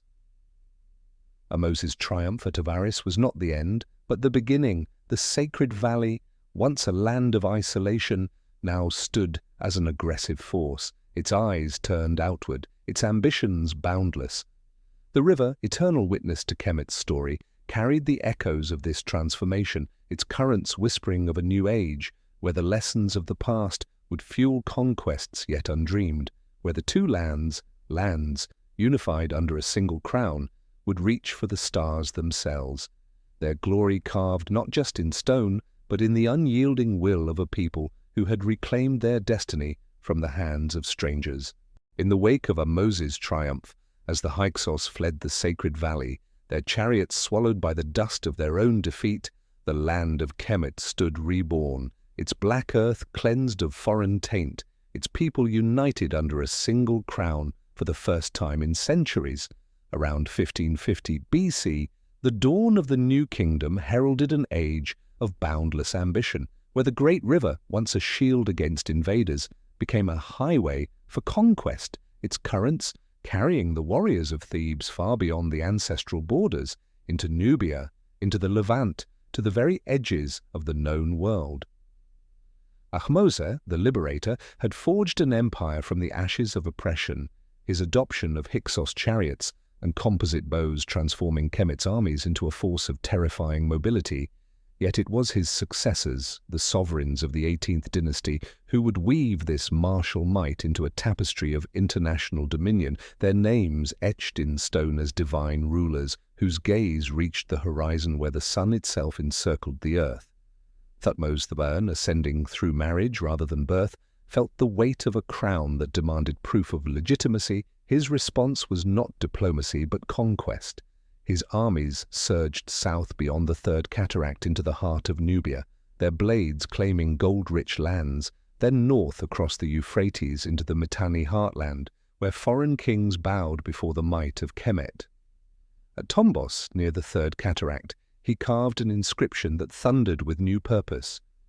"I have made the boundaries of my dominion as far as that which the sun encircles," a declaration that Kemet was no longer content to rule its sacred valley, but sought to command the world itself, its chariots racing across deserts, its ships slicing through the Mediterranean, its scribes recording tribute from lands that had never known the Nile's flood. This was no mere expansion, but a cosmic reordering, the pharaoh as Horus, the falcon god, soaring over nations, his shadow a promise of order over chaos. Yet it was Thutmose III, the warrior king, who forged this vision into an empire of iron and gold. His reign, beginning around 1479 BC, was a relentless storm of campaigns, his armies marching with the precision of the stars, their composite bows outranging enemies, their chariots outmaneuvering foes who clung to older ways of war. At Megiddo, in his 22nd regnal year, he faced a coalition of Canaanite cities, their forces armed with the same bronze weapons and chariots that had once made the Hyksos invincible. But Thutmose, a master of strategy, turned their strength against them. His bows struck from greater distances. His infantry held formations tighter than any rival could muster. The battle was a masterstroke, a 7-month siege that crushed rebellion. The spoils, 924 chariots, 2,238 horses, countless weapons pouring into Thebes, funding further conquests, a testament to a ruler who understood that victory was not enough. It must be followed by control, by garrisons, by governors loyal to the divine crown. This empire was not built on force alone. Its sinews were administrative genius. The Amarna letters, discovered centuries later, reveal a web of diplomacy, where kings of Babylon, Assyria, and the Hittites addressed the pharaoh as brother, negotiating marriages, trade, and borders, while local governors in Palestine and Syria sent desperate pleas for aid against raiders or rivals. Thutmose's officials, with titles like Overseer of Foreign Lands, wove these distant territories into Kemet's fabric, their scribes recording tribute in gold, cedar, and lapis lazuli, their priests aligning temples to catch the dawn's first rays, a cosmic affirmation of Ra's favor. Thebes grew radiant, its temples swollen with wealth, its streets alive with merchants from across the Mediterranean, its palaces echoing with the languages of a dozen nations, a city no longer merely Kemet's heart, but the pulsing center of an international order. The legacy of these conquests was a Kemet transformed, no longer a valley civilization gazing inward, but a power that strode across continents, its pharaohs not just rulers, but cosmic forces, their armies a tide that reshaped the ancient world. The chariots that had once threatened Thebes now carried its warriors to the Euphrates, the gold of Nubia adorned its temples, the cedar of Lebanon built its fleets, yet this empire, for all its glory, carried the seeds of its own trials. The wealth that fueled its rise would tempt rebellion, the vastness of its reach would strain its grasp, the divine ambition that drove Thutmose III would demand successors equal to their vision, a challenge that would test the very soul of the sacred valley, its fate written not just in the stars, but in the unyielding will of its people to hold what their swords had won. Amid the golden age of the new kingdom, as Kemet's empire stretched from the Fourth Cataract to the Euphrates, its sacred valley pulsing with the wealth of conquered lands, a radical tremor shook the foundations of its ancient order. Around 1353 BC, Amenhotep IV, heir to the throne of Amenhotep III, whose reign had gilded Thebes with Nubian gold and Lebanese cedar, stepped into the light of power, his heart ablaze with a vision that would rend the fabric of tradition. This pharaoh, soon to rename himself Akhenaten, effective for the Aten, turned his gaze not to the myriad gods of Kemet's pantheon, Ra, Amun, Ptah, but to a single deity, the solar disk, the Aten, whose rays he declared the sole source of divine truth. In a stroke of audacity unseen in 3 millennia, he proclaimed all other gods false, their temples shuttered, their images shattered, their priests cast into silence, ushering in the world's first attempt at monotheism, a revolution that sought to reshape the soul of the sacred valley. Akhenaten's vision was not merely theological, it was cosmic, a reordering of Kemet's place in the universe. He abandoned Thebes, city of Amun, whose priests wielded power rivaling the throne, and built a new capital, Amarna, on a virgin plain where the river curved, its temples open to the sky, their altars bathed in the Aten's unfiltered light.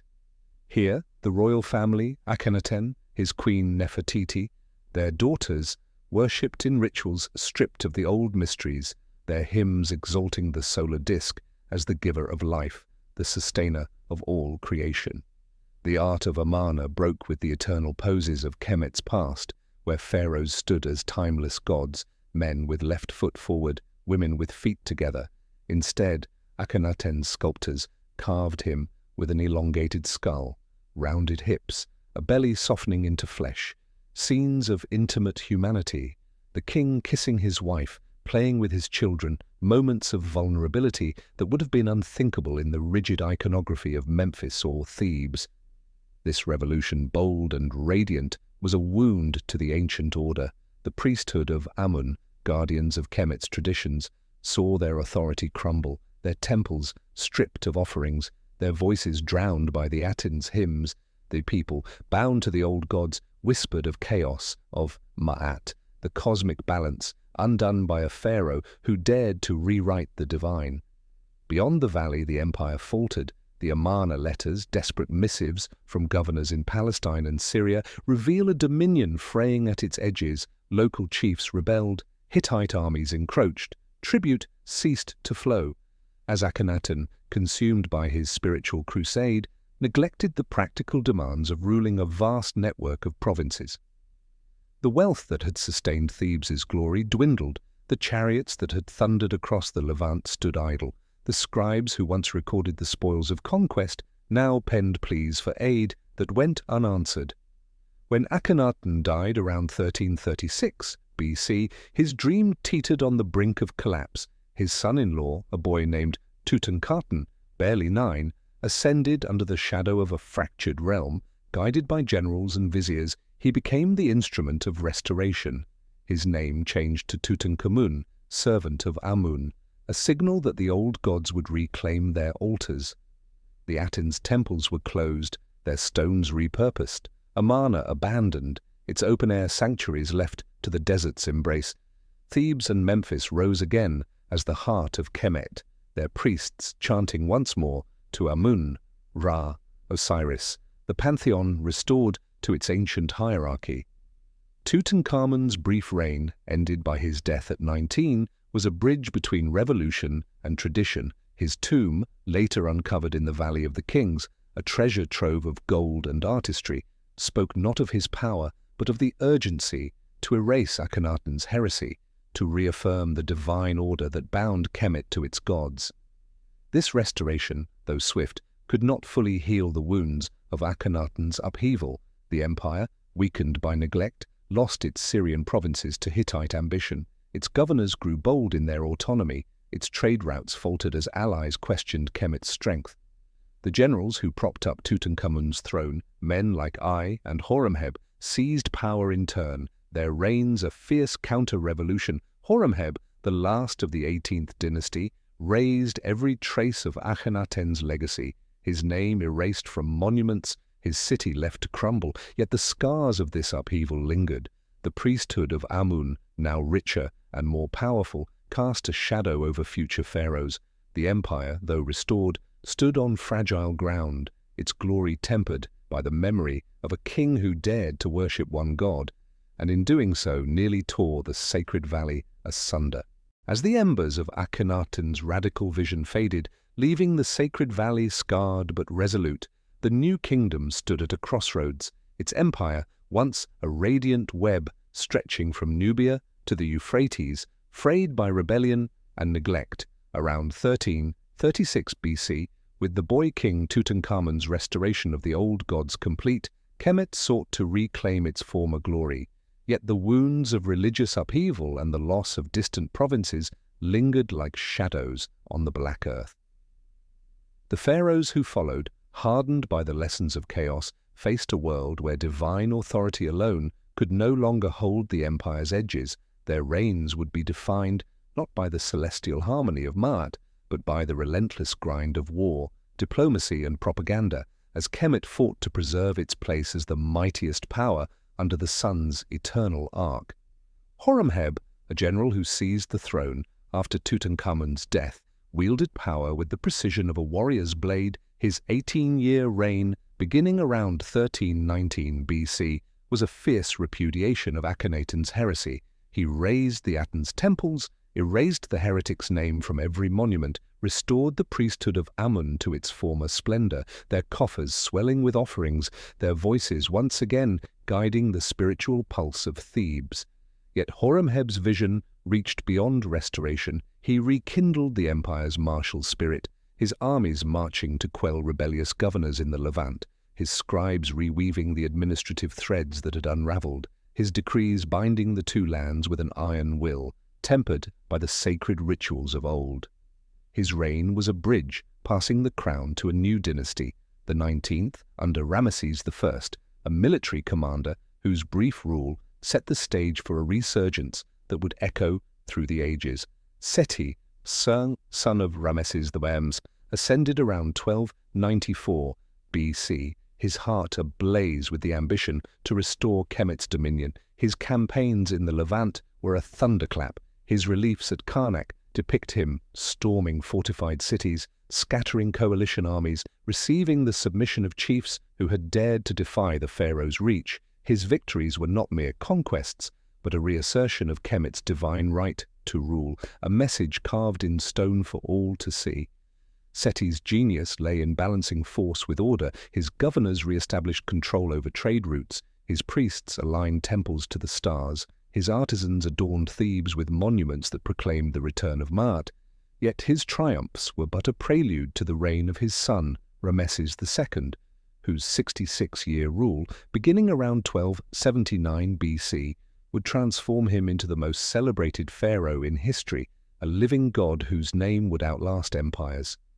Ramesses II, known as the Great, understood that true power was not just won on the battlefield, but woven into the hearts of subjects and enemies alike through relentless propaganda. His battle at Kadesh, fought in his 5th year against the Hittite army, became the cornerstone of this legacy. His temple inscriptions proclaim a heroic stand, the pharaoh alone, abandoned by his troops, charging the enemy, driving them from the field. Yet Hittite records reveal a truth less grand. An ambush nearly destroyed his army, saved only by reinforcements and the enemy's hesitation. Ramesses turned this stalemate into a myth of divine triumph, his reliefs at the Ramesseum and Karnak depicting him as Horus incarnate, his colossal statues at Abu Simbel, each 65 feet tall, catching the sun's rays on his birthday and coronation, a cosmic affirmation of his eternal rule. The peace treaty with the Hittites, the world's first recorded international agreement, was presented not as a compromise, but as the submission of foes to his divine will. This era of Ramesses II was Kemet's zenith. Thebes, a dazzling metropolis, its temples sprawling across 200 acres, its Upet festival drawing pilgrims from across the known world, its markets brimming with Nubian gold, Lebanese cedar, Afghan lapis lazuli. Yet the seeds of decline were sown in this very splendor. Ramesses' longevity, ruling until his 90s, created a succession crisis. His 13th son, Meremptah, inherited a throne overshadowed by his father's legend. His reign, beginning around 1213 BC, faced new threats. The Sea Peoples, mysterious raiders, devastated coastal cities, toppling the Hittite state, their invasions testing Kemet's weary armies.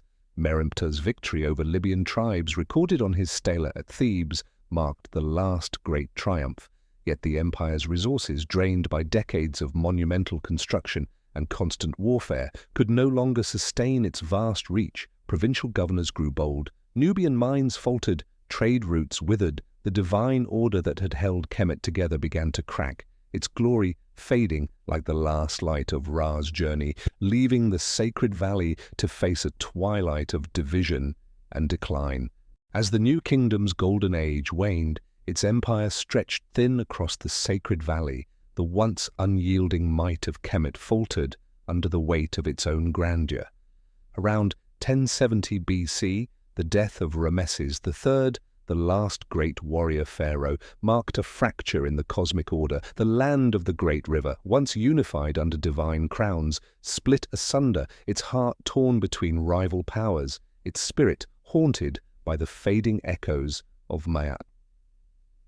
The third intermediate period dawned, a time of shadow and division, where the Black Earth, enriched by millennia of flood and faith, became a battleground for competing visions, not of conquest, but of survival, as Thebes, seat of Amun's eternal priesthood, and Tanis, a new delta city gleaming with ambition, vied for the soul of a civilization now adrift in its own history.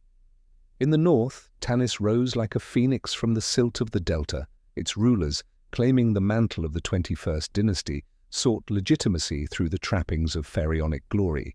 Smendes, its first king, moved the capital from Thebes, building a city of limestone and granite, its temples echoing those of Rameses II, its necropolis filled with royal tombs laden with gold. Yet these monarchs, often generals or viziers, risen from the ranks, lacked the divine aura of their predecessors. Their power rested on wealth, drawn from the fertile delta and Mediterranean trade, their coffers swelled with grain, fish, and papyrus, their ships docking at Byblos for cedar, their markets buzzing with Phoenician merchants.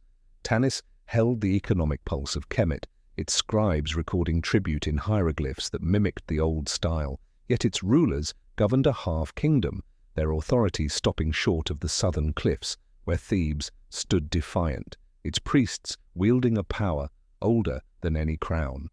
In the south, Thebes remained the spiritual heart of Kemet. Its high priests of Amun, now virtual kings, claimed divine sanction, their rule rooted in the sacred rites of the Opet festival, where statues of Amun-Mut and Khonsu processed through streets lined with worshippers. Their temples, vast as cities, housed wealth rivaling the northern kings, their oracles dictating policy, their voices shaping the will of the gods. These priests, men like Herihor, adorned themselves with royal titles, their stelae proclaiming victories never fought, their authority a blend of spiritual and military might, backed by loyal garrisons, yet their power was confined, the great river a barrier between their sacred domain and the bustling north, their influence waning beyond the cliffs of Thebes, their dreams of unity thwarted by a land too vast, too divided, to bend to a single will. This schism was no mere political rift, it was a wound in the cosmic fabric. The two lands, once bound by the divine will of pharaohs like Thutmose III, now drifted apart, their rulers exchanging diplomatic niceties, intermarrying to forge fragile alliances, yet neither could claim the whole of Kemet's soul. The north, with its trade and wealth, looked outward, its eyes on the Mediterranean, its culture tinged with foreign hues, while the south, cloaked in tradition, clung to the rituals of Amun, its priests chanting hymns unchanged since the days of Hatshepsut. The people, caught between these powers, lived in a world of diminished glory, their taxes feeding rival courts, their labor building monuments for kings who could not unite them, their faith split between the gods of old and the practical demands of a fractured age. Into this divided land came a new force, the Libyans, descendants of Meshwesh tribes who had settled the western delta. Their warriors, once raiders defeated by Rameses III, now rose as rulers.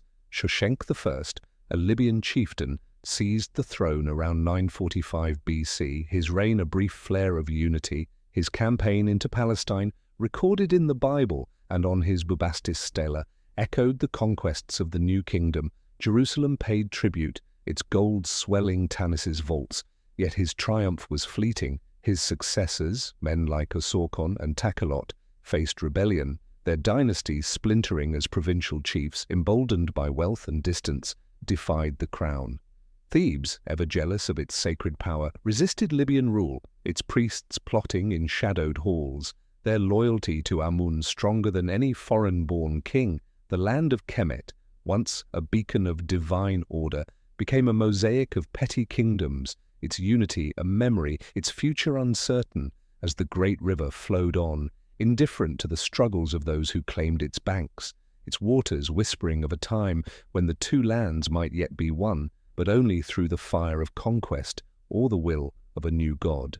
In the fractured twilight of the third intermediate period, as Kemet languished in the grip of division, its northern kings in Tanis clutching wealth but not unity, its southern priests in Thebes wielding faith but not dominion, a new power stirred beyond the southern horizon, rising from the sun-scorched lands of Nubia, where the great river's cataracts carved a path through ancient stone.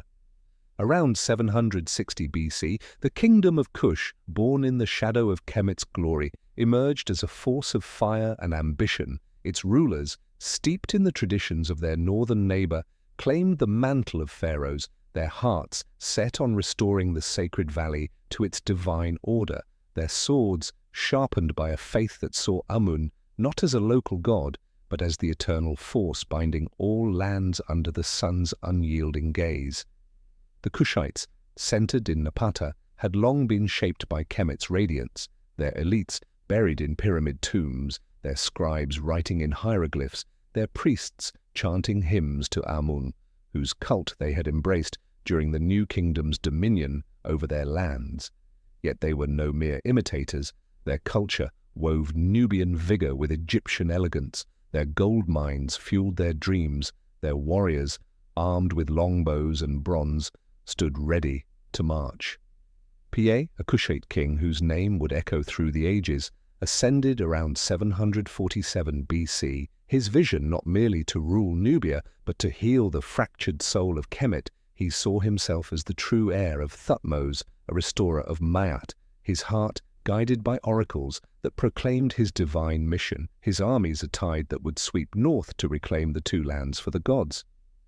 Piye's campaign, recorded on his victory stela at Gebel Barkal, was a master stroke of strategy and faith. He marched from Napata, his forces crossing the third cataract, their sandals stirring the dust of a land once subdued by Kemet's pharaohs.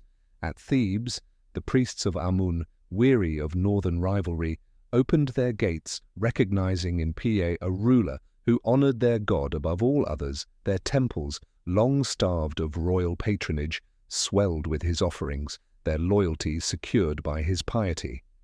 Northward he pressed, his warboats gliding along the great river, his army a disciplined storm. Unlike the chaotic coalitions of his foes at Memphis, the ancient capital, he faced Tefnakhet, a northern prince who had rallied the Delta's lords, their forces bolstered by wealth but divided by ambition. Piye's assault was relentless, his troops breaching the city's walls, his victory swift. Tefnakhet fled, his allies submitting one by one, their oaths of loyalty carved in stone as proof of Piye's divine favor.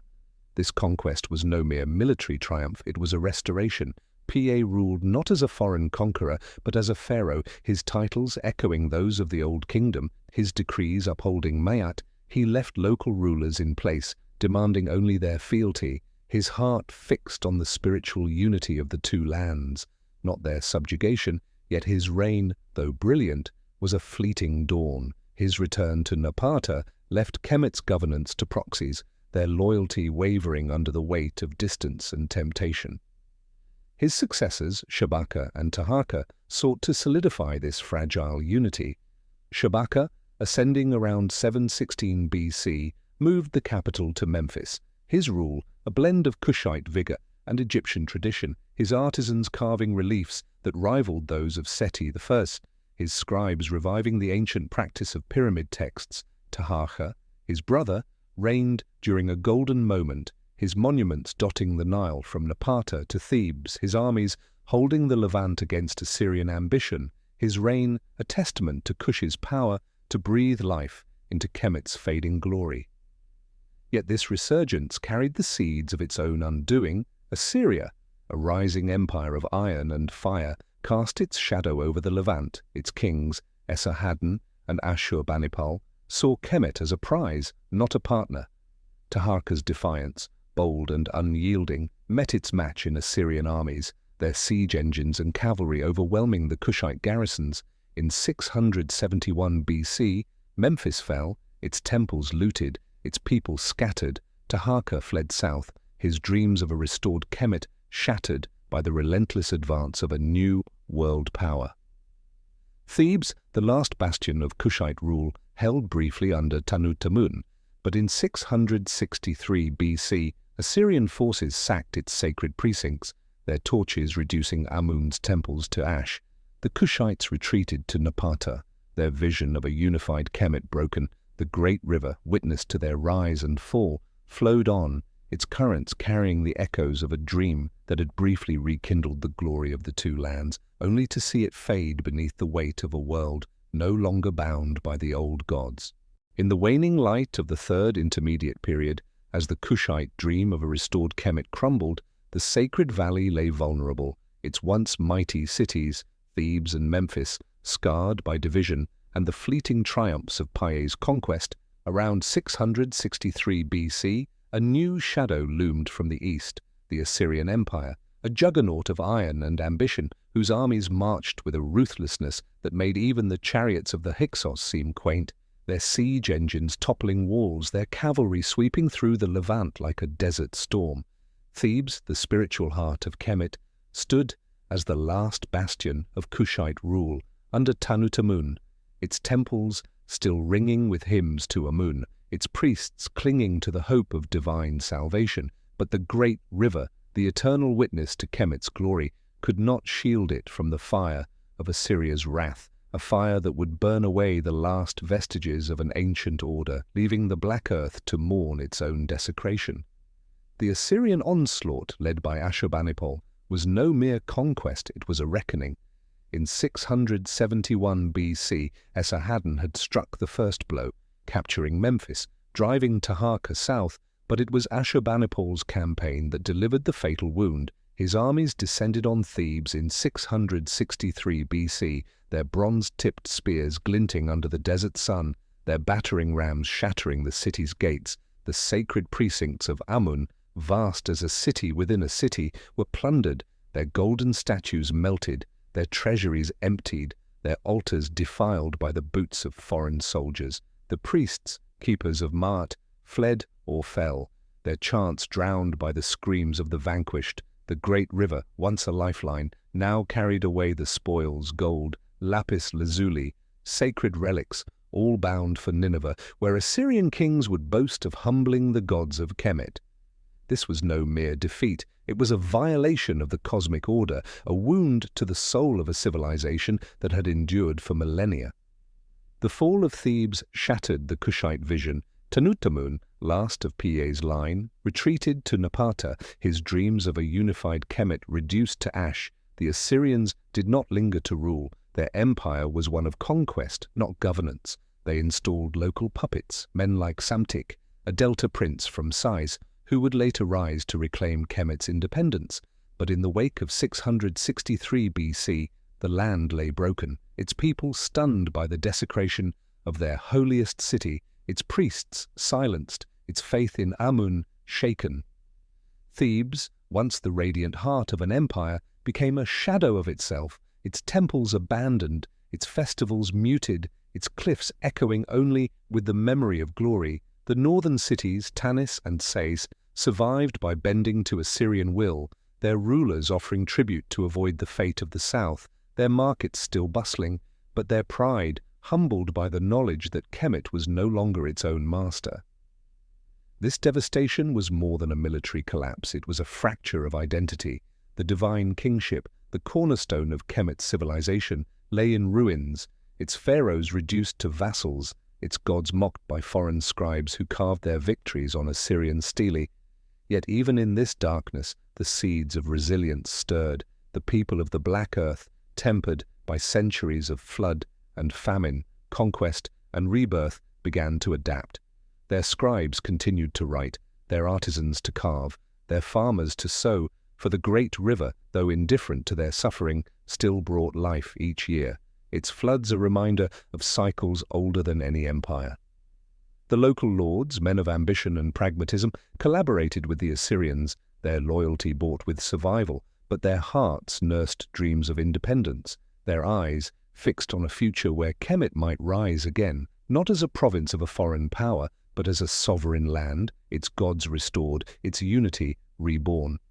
The Assyrian sack of Thebes marked the end of an era. The Kushite hope of restoring the new kingdom's glory died in the ashes of Amun's temples, yet it also sowed the seeds of a new chapter. Psamtik, the Site prince, would soon cast off the Assyrian yoke, his rise a faint echo of Ahmose's liberation from the Hyksos.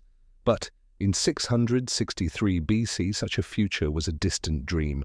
The sacred valley lay in twilight. its people scattered, its faith tested, its cities humbled, the great river flowed on, carrying the weight of a civilization's sorrow, its currents whispering of a time when the two lands might yet stand tall, their destiny no longer written by the swords of foreigners, but by the unyielding spirit of those who called the black earth home, a spirit that, like the river itself, could bend but never break. In the shadowed aftermath of Assyria's devastation, as Thebes lay desecrated and Kemet's sacred valley groaned under foreign dominion, a flicker of defiance stirred in the northern delta, where the great river's arms wove through fertile lands. Around 664 BC, the late period dawned, a time when the Black Earth, though scarred by conquest, pulsed with the quiet resolve of a people whose spirit could not be broken. From the city of Sais, a prince named Psamtik Befas, descendant of Delta lords who had bent to Assyrian will, rose to reclaim Kemet's soul, not through the fire of war, but through cunning, alliance, and a vision that wove the ancient glory of the pharaohs with the pragmatism of a new age. His reign, the cornerstone of the 26th dynasty, was a renaissance, a rebirth that saw Kemet stand tall once more, its gods restored, its culture radiant, its cities alive with the hum of a civilization reclaiming its destiny. Psamtik's ascent was no accident. It was a calculated rebellion against the Assyrian yoke. He leveraged the might of Greek mercenaries, their bronze armor gleaming in the delta's marshes, their ships cutting through Mediterranean waves to cast off the foreign overlords who had looted Thebes. By 656 BC, he had unified the two lands, not as a conqueror like Thutmose, but as a unifier, his diplomacy binding rival lords, his gold securing loyalty, his decrees echoing the divine authority of old. In Sais, his capital, he revived the art and architecture of the Old Kingdom, its temples adorned with reliefs that recalled the eternal poses of Nama's time, men with left foot forward, women with feet together, their forms carved in limestone, to proclaim a return to Maat, the cosmic order that had faltered under foreign rule. His daughter, Nitocris, sent to Thebes as God's wife of Amun, wove the spiritual threads of the south into his dominion. Her presence in Amun's temple, a bridge between delta and valley. Her piety, a signal that the gods once more favored Kemet's rulers. This site a renaissance was no mere echo of the past. It was a transformation. Psamtik opened Kemet to the world, establishing Naucratis, a Greek trading port on the delta's edge, where Phoenician merchants bartered alongside Athenian sailors, their pottery, olive oil, and wine mingling with the papyrus and grain of the Black Earth. This cosmopolitan hub birthed a new script, demotic, a flowing cursive that democratized writing, its strokes capturing contracts, stories, and prayers with a speed hieroglyphs could not match. Artisans revived the delicate craftsmanship of the Middle Kingdom, their statues of Osiris and Isis gleaming with inlaid eyes, their jewelry weaving gold with lapis lazuli, while architects restored temples from Memphis to Elephantine, their columns rising like lotus stalks to catch the dawn. Yet this revival was not blind nostalgia, it was a deliberate fusion, blending Kemet's timeless traditions with the vigor of a Mediterranean world now knocking at its shores. Psamtik's rule was a delicate balance. He honored the gods, rebuilding Amun's shrines, yet he courted foreign allies, his Greek mercenaries not just soldiers, but emissaries of a new order, their presence strengthening Kemet's defenses while opening its culture to Hellenistic winds. His navy, bolstered by Phoenician shipwrights, patrolled the Red Sea, securing trade routes to Punt, where incense and myrrh flowed once more. His scribes recorded victories not in the sweeping campaigns of Thutmose III, but in the quiet stability of a land free from foreign chains. The people weary of division and conquest embraced this era of peace, their fields yielding grain, their markets bustling, their festivals alive with the music of harps and the scent of lotus. Yet beneath this prosperity lay a fragile truth. Kemet's independence rested on the goodwill of distant powers, its strength tethered to alliances that could shift like the desert sands. The Site dynasty, under Psamtik and his successors, was a beacon in a darkening world. Necho-Seku, his son, built a canal to the Red Sea, a feat echoing Darius of Persia. his armies marching to Carchemish to challenge Babylon, only to falter, yet his ambition kept Kemet's name alive in the courts of foreign kings. This renaissance, though brilliant, was a twilight glow. The Assyrian threat had faded, but a new shadow loomed.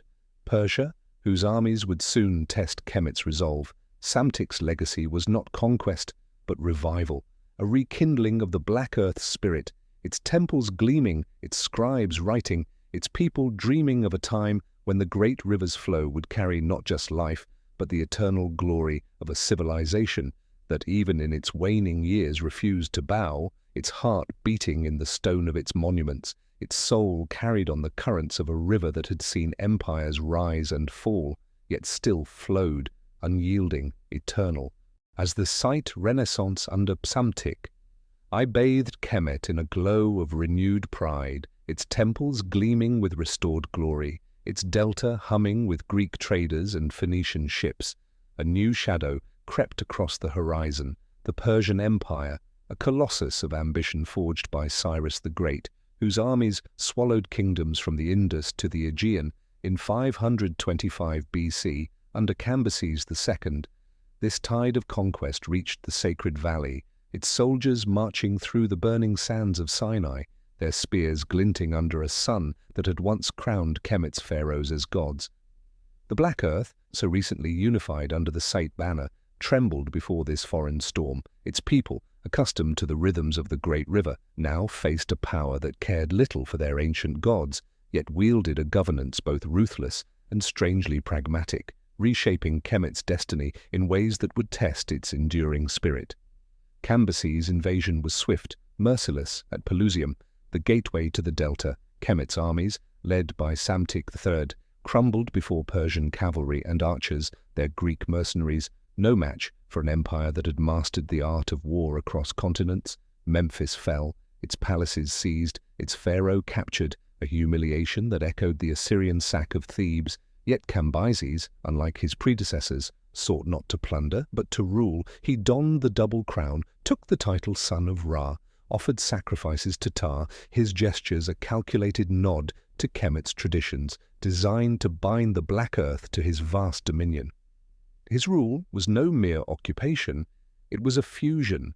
Persian satraps governed alongside local scribes, their cuneiform tablets mingling with hieroglyphs, their laws respecting the temples of Amun and Osiris, yet demanding tribute that drained the valley's wealth to Susa, the heart of an empire that dwarfed Kemet's ancient reach. This Persian dominion, though pragmatic, was a heavy yoke. Cambyses' successors, Darius I and Xerxes, ruled with an iron hand cloaked in velvet. Darius, a master of administration, built a canal linking the Nile to the Red Sea, its waters carrying ships laden with incense and gold, a feat that echoed the ambitions of Necho II, yet served Persian interests. His satraps rebuilt temples, restored irrigation channels, codified laws that blended Kemet's customs with a Achaemenid order. But the people of the Black Earth chafed under foreign rule, their priests whispering rebellion in Thebes, their scribes penning laments for a lost sovereignty. Revolts flared, led by men like Kabash, a Delta prince who briefly seized Memphis around 482 BC, his defiance a spark in the dark, yet swiftly extinguished by Persian might. The valley's spirit unbowed, but its strength no match for an empire that spanned 3 continents. The Persians, for all their power, could not fully tame Kemet's soul. Their rule, though efficient, lacked the divine intimacy of the pharaohs. Their kings were distant, their gods alien, their taxes a constant reminder of subjugation. In the temples, priests of Amun and Ptah maintained the ancient rites, their chants a quiet rebellion against the cuneiform decrees of Susa. In the villages, farmers sowed their fields, their lives tied to the river's flood, their hearts to a past when Kemet ruled itself. The Delta, vibrant with trade, saw Greek merchants and Libyan tribes mingle with Persian officials, their markets a crossroads of cultures. Yet beneath this cosmopolitan veneer, the people nursed dreams of freedom, their eyes turning to leaders who might cast off the foreign yoke, men like Amyrtaeus, who, around 404 BC, seized the Delta, declaring himself pharaoh. his brief reign a flicker of independence before Persian armies returned to crush his hopes. The final gasp of Kemet's autonomy came under Nectanebo I, a warrior king of the 30th dynasty who, around 380 BC, fortified the delta against Persian ambition, his fleets patrolling the Mediterranean, his armies bolstered by Greek mercenaries, his temples restored with the grandeur of the Old Kingdom. His son, Nectanebo II, carried this torch, his reign a defiant stand against the tides of history. Yet in 343 BC, Artaxerxes III, leading a Persian host vast as the desert sands, overwhelmed Kemet's defences. Nectanebo fled to Nubia, his dreams of independence shattered, the Black Earth once more a province of a foreign empire. The great river, eternal witness to Kemet's triumphs and sorrows, flowed on, its currents carrying the weight of a civilization now tethered to distant kings, its people clinging to the memory of a time when their pharaohs were gods, their temples the heart of the world, their legacy etched in stone, unyielding, eternal, even as the shadow of Persia darkened the valley, whispering of a future where new conquerors would soon tread its sacred shores.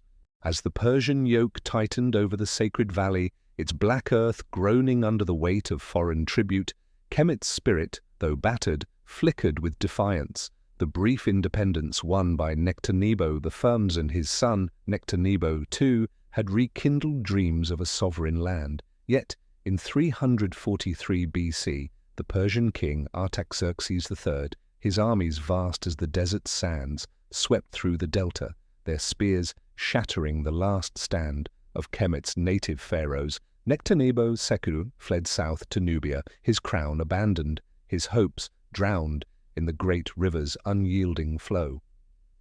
The late period, now a twilight of fading glory, saw Kemet's ancient order crumble, its temples still standing, their priests chanting to Amun, but its destiny no longer its own, until a new conqueror, Alexander of Macedon, descended in 332 BC, his arrival not as a destroyer, but as a liberator, welcomed by a people weary of Persian chains, his name a beacon that would herald the final chapter of Kemet's independence, its black earth poised to become a province of empires yet unborn. Alexander, a young warrior king whose ambition burned brighter than Ra's midday rays, marched into Kemet unopposed. The Persians, weakened by internal strife, fled before his phalanxes, their satraps surrendering Memphis without a fight. The people of the valley, long accustomed to foreign rule, saw in him not a conqueror, but a savior. His fair hair and piercing eyes a stark contrast to the dark-bearded kings of Susa. His offerings to Ptah and Amun, made in the ancient style, won the hearts of priests who crowned him Pharaoh, son of Ra, in the hallowed halls of Memphis. At the Siwa oasis, the oracle of Amun declared him divine, a son of Zeus Amun, his legitimacy sealed by the gods themselves. He founded Alexandria, a city on the Mediterranean's edge, its lighthouse destined to pierce the night, its streets a crossroads where Greek philosophers would mingle with Egyptian scribes, its harbour a gateway to a world now tilting toward Hellenistic dreams. Yet Alexander's stay was fleeting, his eyes fixed on Persia's heart. He left Kemet to his generals, its governance entrusted to men who saw the Black Earth as a prize, not a sacred trust. His death in 323 BC sparked chaos, his empire splintering among the Diadochi. In Kemet, Ptolemy, a trusted companion, seized the reins, proclaiming himself pharaoh, founder of a dynasty that would rule for 3 centuries. His reign, beginning in 305 BC, wove Greek vigor with Egyptian tradition. His capital, Alexandria, grew into a jewel of the Mediterranean, its library housing the knowledge of the world, its scholars deciphering the stars, its markets brimming with silk, papyrus, and grain. The Rosetta Stone, inscribed with hieroglyphs, Demotic and Greek, bore witness to a realm where 2 cultures met, its decrees a testament to a bilingual order that sought to bind the valley to a new age. The Ptolemaic dynasty, though foreign-born, embraced Kemet's gods. Ptolemy I built temples to Isis and Osiris, their facades blending Greek columns with lotus capitals, their priests chanting in the old tongue, yet the Ptolemies ruled as Hellenistic kings, their courts filled with Macedonian advisors, their armies bolstered by Greek mercenaries, their wealth drawn from the Black Earth's endless harvests. The people, though loyal to the old ways, adapted, their villages still tied to the river's flood, their festivals vibrant with the music of sistrums, but their lives increasingly shaped by Greek laws and taxes. The dynasty's later years grew turbulent. Sibling rivalries and rebellions shook the throne, the valley's wealth drained by wars and decadence. Yet Kemet endured, its temples standing as eternal sentinels, its scribes preserving a legacy that no conqueror could erase.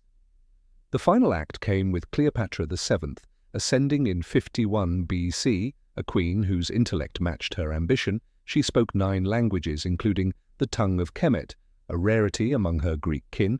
Her alliances with Julius Caesar and Mark Antony were not mere dalliances, but calculated bids to preserve Kemet's independence in a world dominated by Rome. Her fleets sailed alongside Antony's, her gold fueled their campaigns. Yet at Actium in 31 BC, their defeat by Octavian's forces sealed Kemet's fate. Cleopatra, refusing to be paraded in chains, chose death, her asp a final act of defiance.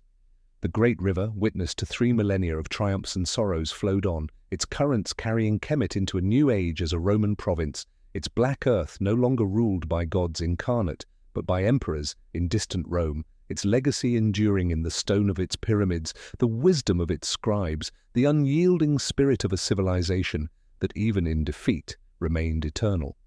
Its story whispered in the ripples of the Nile, a testament to a people who had shaped the world, their glory undimmed by the tides of time.